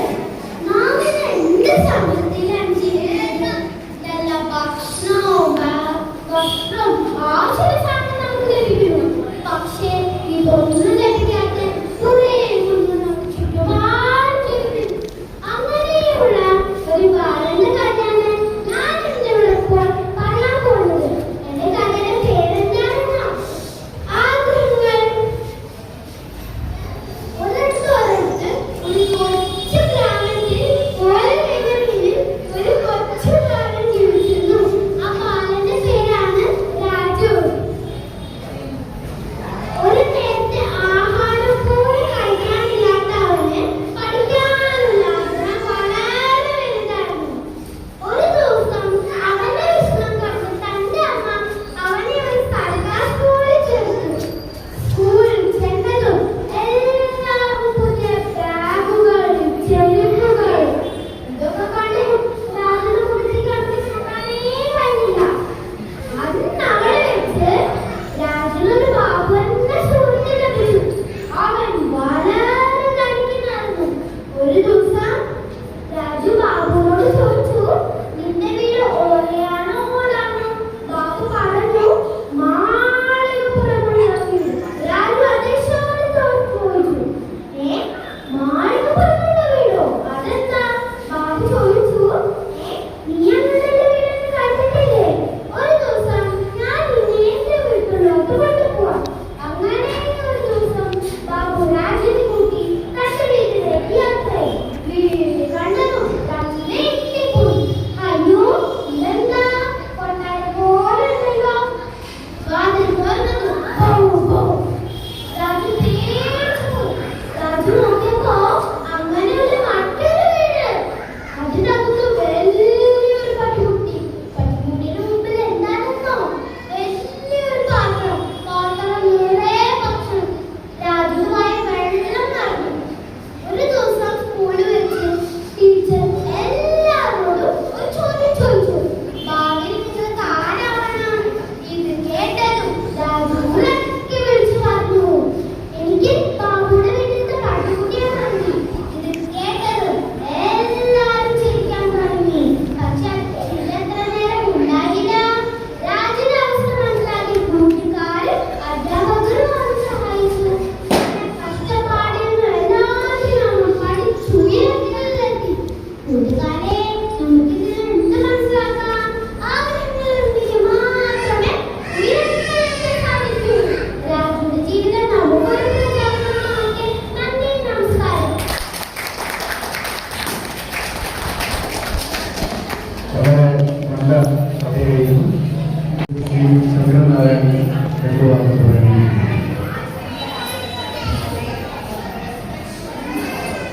ഞാൻ ദീർഘമായിട്ടൊന്നും സംസാരിക്കുന്നില്ല. എന്തായാലും നേരത്തെ ഉദാഹരണം നല്ലൊരു കഥാപാത്രമുണ്ട്. അത് കൂടുതൽ നോക്കിയാണ് കേൾക്കണം.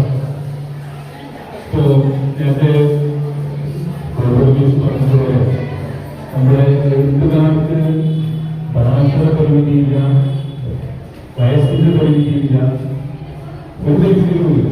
എഴുതുന്നതിന്, വായിക്കുന്നതിന്, അറിവ് നേടുന്നതിന് ഒന്നും പരിഗണിക്കാത്ത ഒരു ലോകത്താണ് നമ്മൾ ജീവിക്കുന്നത്. മുൻകാലങ്ങളിൽ അറിവ് നേടുന്നതിന് വളരെ പരിമിതമായ കാലഘട്ടത്തിൽ പറഞ്ഞു അയ്യനാരായണ നമുക്കറിയാം. ഞാൻ അതിൽക്കൊണ്ട് പോയിട്ടില്ല. പറയുകയാണെങ്കിൽ ഒരുപാട് കാര്യങ്ങളെ പറ്റി പറയാനുണ്ട്. ചിലർക്ക് അറിവ് നിഷേധിച്ചിരുന്ന പഠനം നിഷേധിച്ചിരുന്ന ഒരു കാലഘട്ടത്തിലായിരുന്നു. പഠനം നിഷേധിക്കപ്പെട്ടിട്ടല്ല, ചില സമുദായങ്ങളും വേദപഠനം മാത്രം അത് കേട്ടില്ലെന്നതായിരുന്നത്, എഴുതാവുന്നതല്ല, കേട്ടില്ലെന്നതായിരുന്നത്. അങ്ങനെ പലർക്കും പുറത്ത് പോകുന്ന ഒരു സമുദായം നിലനിൽക്കും. അങ്ങനത്തെ കാലഘട്ടത്തിൽ കൂടെ അതിലേക്ക് അതിജീവിച്ചുകൊണ്ട് വന്നിട്ടുള്ള വീട്ടിലെടുത്ത് തീരുമാനിപ്പിച്ചൊക്കെ വിശദമായിട്ടോട് പറയുകയുണ്ടായി. അപ്പോ ഞാൻ അതിലേക്കൊന്നും ഈ ഒരു അവസരത്തിലും പോകാൻ ഉദ്ദേശിക്കുന്നില്ല. തീർച്ചയായിട്ടും അത് നമ്മുടെ പ്രതീക്ഷ. ഇത്തരത്തിലൊരു കാലഘട്ടത്തിൽ നമുക്ക് ഈ പറയുന്ന എഴുത്തുകാരുണ്ടല്ലോ, പ്രായത്തിന്റെ പരിധി വൈകല്യമില്ലാത്ത എഴുത്തുകാരെ നമുക്ക് വേറെ കാണാം. നമ്മുടെ സർവോസ് ഇനിയിപ്പോഴുള്ള എല്ലാ മത്സരങ്ങളും ഈ വേദിയിൽ തന്നെ ഈ ഒരു ഫോറം തന്നെ നമുക്ക് ഇതാ എഴുത്തുകാരും മികച്ച കഥാരചന അതുപോലെ തന്നെ ഈ ഇവരൊക്കെ കഥ എഴുതുന്ന ഇനിയിപ്പോൾ കാണാൻ നമുക്ക് ഇവിടെയൊക്കെ നിരത്തുന്നവർക്ക് കഥ എഴുതാനുള്ള ആളുകളാണ്, കവിത എഴുതാനുള്ള ആളുകളാണ് ഇവരൊക്കെ ഇരിക്കുന്നത്. അപ്പൊ ഈ കുട്ടികൾ മാത്രമല്ല, കുട്ടികളുടെ കൂടെ അവരുടെ അമ്മമാരും ഇരുന്ന് കഥ എഴുതുന്ന ഒരു സഹോദയ സദസ്സിനെ നമുക്ക് ഇവിടെ കാണാൻ വേണ്ടി കഴിയുന്ന സൗകര്യം. അപ്പോ ഞാൻ കൂടുതൽ പ്രകടിപ്പിക്കുന്നില്ല. നമ്മളുടെ ഈ മലയാള ഭാഷാ പ്രവർത്തനം അത് ജനസംസ്കൃതിയുടെ ഈ വേദിയിൽ എനിക്ക് പറയുവാനുള്ളത് മലയാള ഭാഷാ പഠനത്തിന്റെ ഇന്നത്തെ രൂപത്തിലുള്ള നെൽവേലി പലതും പോലെ മുഖ്യമന്ത്രിയായ തുടങ്ങിവെച്ച മലയാള ഭാഷാ പഠനത്തിന്റെ ഔപചാരികമായിട്ടുള്ള ഒരു സ്ഥലം അന്ന് ഉയർന്നുവെങ്കിലും അതിനെപ്പോഴും തന്നെ മലയാള ഭാഷാ പ്രവർത്തനവുമായി പ്രവർത്തിച്ചുകൊണ്ട് സംഘടനയാണ്.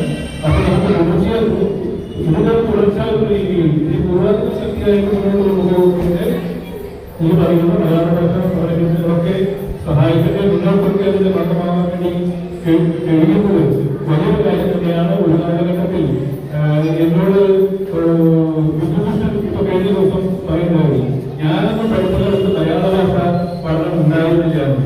വിദ്യാഭ്യാസം ആളാണ് അദ്ദേഹം പറയുകയാണ്, ഇത്രയും മനോഹരമായിട്ട് പലരും സംസാരിക്കുന്നത് കാണുമ്പോൾ അസൂയ തോന്നുന്നു. കാരണം അദ്ദേഹം പഠിച്ചത് കേരളത്തിലായിരുന്നില്ല, മലയാളിയാണെങ്കിൽ കൂടി കേരളത്തിലല്ല പഠിച്ചത്. അപ്പോൾ അദ്ദേഹത്തിന് തോന്നുന്നത് ഞാൻ മലയാള ഭാഷ പഠനം ഉണ്ടാവുന്ന കാലഘട്ടത്തിലല്ല ഞാൻ പഠിച്ചത്, അതിന്റെ പോരായ്മ എനിക്ക് മനസ്സിലാവുന്നതാണ്. പഠനത്തിൽ എല്ലാവർക്കും ഒരിക്കൽ കൂടി അഭിനന്ദനം. നമുക്ക് ആ സൈഡിൽ ചുറ്റുമെല്ലാം കയറി കൂടിയില്ലേ കുട്ടികൾ പരിപാടിയൊക്കെ വന്നിട്ടുണ്ടോ? എല്ലാവരും കൂടെ ഒരു മുഖ്യമായിട്ടുള്ളതാണ് കുട്ടികൾക്ക് ഒരു ദിവസം പരിപാടി നടത്തിയിട്ടുണ്ട്. അടുത്തതായിട്ട് ഒരു കവിത പറയുന്നു.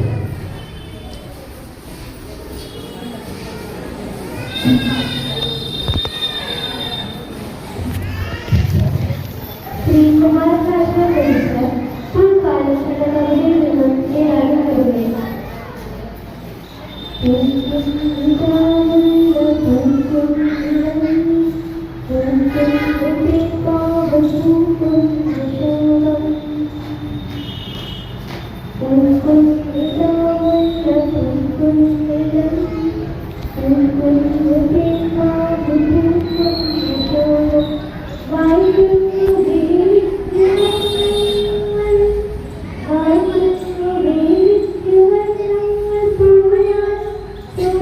you.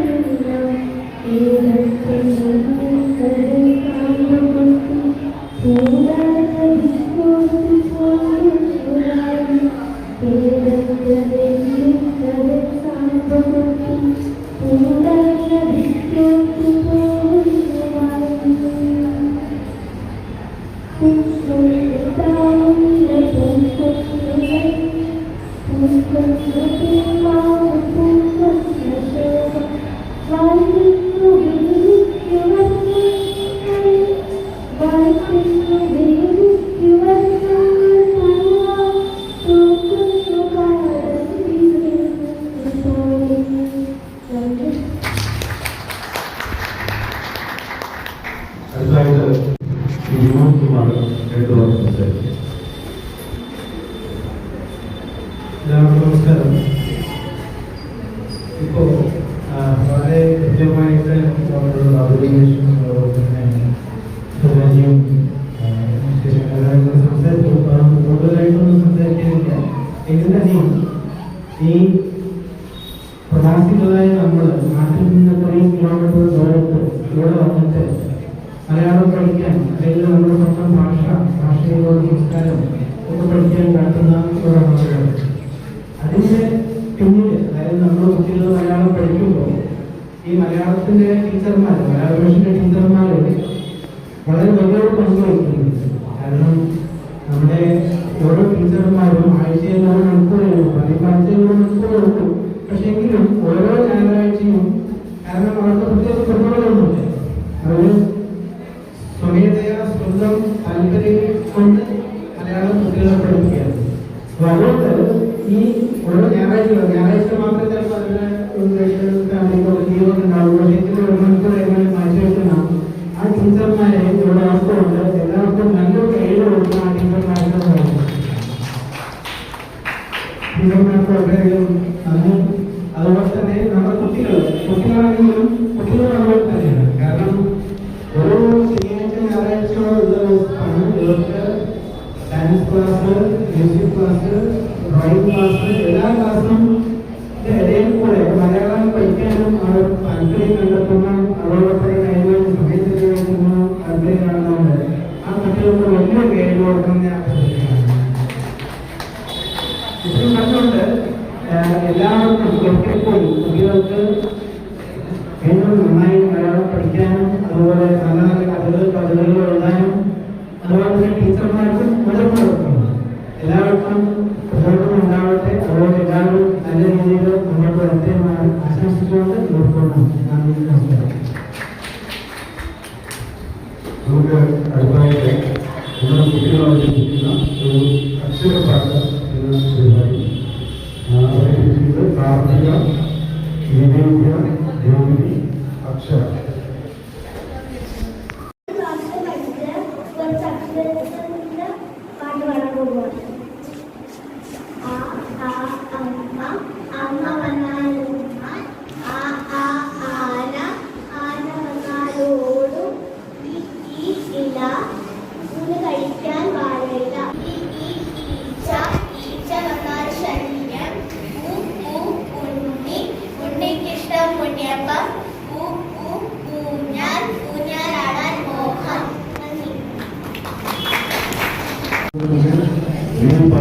നടത്തിയ കണിക്കൊന്ന പരീക്ഷയിൽ ജയിച്ച കുട്ടികളെ അതിൻ്റെ സർട്ടിഫിക്കറ്റ് കിട്ടില്ല. ജസ്റ്റ് നമ്മുടെ ഈ സ്റ്റേജിൽ ആശംസകളായിരിക്കും വേണ്ടി അവരെ ഇരിക്കുകയാണ്. കുട്ടികളെ മുന്നോട്ട് വിമാനത്തോട് കണ്ടെത്തി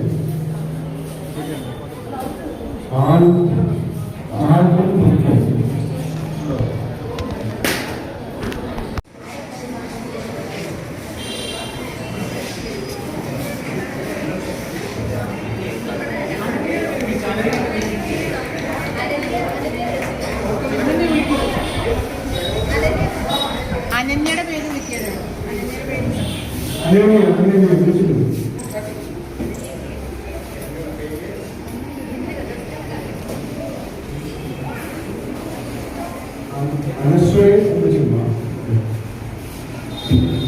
വളരെ ഡെഡിക്കേഷനോടുകൂടി നമ്മുടെ മലയാളം പഠന ക്ലാസ്സിനെ നയിക്കുന്നത് നമ്മുടെ അധ്യാപകരാണ്. അവരില്ലായിരുന്നെങ്കിൽ നമ്മുടെ മലയാളം ക്ലാസ് നടക്കില്ല. അവർ യാതൊരു പ്രതിഫലവും ഇല്ലാതെ സ്വയം സംഘടനയായി നമ്മുടെ സംഘടനയ്ക്ക് വേണ്ടി മലയാളം ക്ലാസ് നടത്തുന്നവരാണ്. അവരെ ആദരിക്കൽ എന്നുള്ളത് സംഘടനയെ സംബന്ധിച്ചിടത്തോളം ഏറ്റവും പ്രധാനപ്പെട്ട ഒരു സംഗതിയാണ്.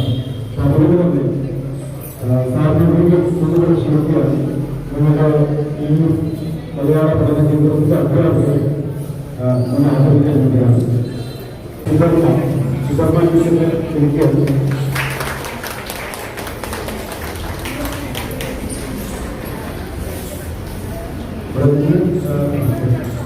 പിന്നെ അടുത്തതായി 5 ഡിഗ്രി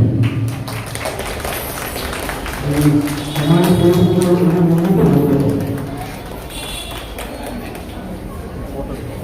രമ്യ ശ്രീനിവാസ്,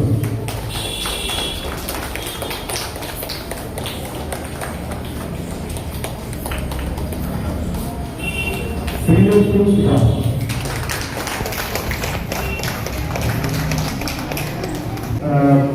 വളരെ കാലങ്ങളായി മലയാളം ക്ലാസ് നടത്തുന്നതാണ് അജിതാവിനും. ഇപ്പോൾ അവർ നാട്ടിലാണ്. അവർ വരുമ്പോൾ അടുത്ത ഫംഗ്ഷനിൽ നമുക്ക് അവരെ ആദരിക്കാം. ഈ സുരേഷ് നന്ദി പറയുന്നത്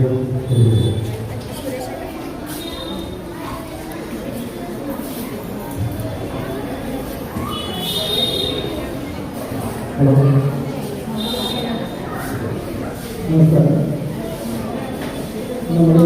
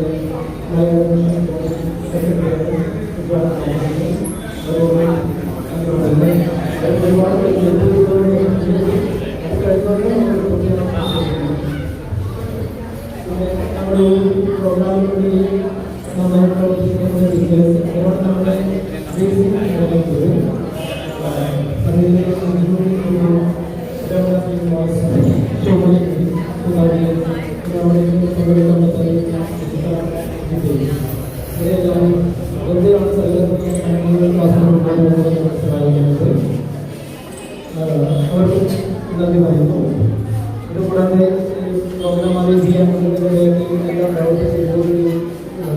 ഘട്ടത്തിലേക്ക് എത്തിക്കാൻ സഹായിച്ച അരുൺ, ശിവാനു, അനീഷ്, ബോബി, ലതാകുമാരി, ജനസംഘത്തിന് വേറൊരു നന്ദി അറിയിക്കുന്നു. അതുകൂടാതെ എൻ്റെ പ്രവർത്തനത്തിന് പ്രവർത്തിച്ച് എല്ലാം പ്രവർത്തിച്ചു എല്ലാം നിർദ്ദേശിച്ചു നന്ദി അറിയിക്കുന്നു. അതിലുപരിയായി നമുക്ക് നന്ദി പറയാനുള്ളത് നമ്മുടെ കുട്ടികളെ ഈ ക്ലാസ്സിലേക്ക് എത്തിച്ച് നമ്മുടെ പാരൻസിനും അതുപോലെ ഇവിടെ വരാൻ തയ്യാറായിരുന്ന കുട്ടികളോടും അവർക്ക് വിജയസംസ്ഥയുടെ കാണിക്കുന്നതിന് നന്ദി പറയുന്നു.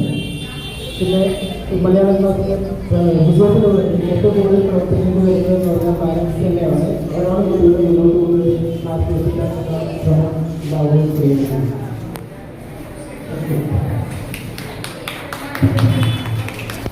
നമുക്ക് നമ്മുടെ അയൽവക്കക്കാർ നമ്മുടെ ക്ലാസ്സിലൊക്കെ താമസിക്കുന്നത് ഏതെങ്കിലും കുട്ടികൾക്ക് ഈ മലയാള ക്ലാസ്സിനെ നമ്മുടെ വന്നിട്ടുള്ളവർ എന്തൊക്കെ ഇൻഫർമേഷൻ ഉണ്ടെങ്കിൽ നമ്മുടെ സംഘടന അറിയിക്കുകയാണെങ്കിൽ ആ രജിസ്ട്രേഷൻ നടത്തി നമുക്ക് പുതിയ ക്ലാസ്സിലേക്ക് ആ കുട്ടികളെ ഉൾപ്പെടുത്താവുന്നതാണ്.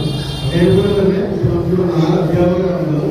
സ്വയം ഈ ആരെങ്കിലും ഈ അധ്യാപക പ്രവർത്തനത്തിലേക്ക് കടന്നു വരാൻ ആഗ്രഹിക്കുന്നുണ്ടെങ്കിൽ മലയാള ഭാഷയുടെ ട്രെയിനിങ് പ്രോഗ്രാമുകളൊക്കെ കാര്യങ്ങളുണ്ടാവും. അല്ലാതെ തന്നെ നമുക്ക് തുടങ്ങാം. ശേഷമാണ് ട്രെയിനിങ് പങ്കെടുക്കാം. അങ്ങനെ ആരെങ്കിലും തയ്യാറായി വരികയാണെങ്കിൽ നമുക്ക് കുറച്ചുകൂടി വ്യാപകമായിട്ട് കുറെ അധികം കുട്ടികളെ പഠിപ്പിക്കാൻ കഴിയും. അതിനുവേണ്ടി ശ്രമം നമുക്ക് നടത്താം എന്നുള്ള ഒരു പ്രതീക്ഷയിൽ നമുക്ക്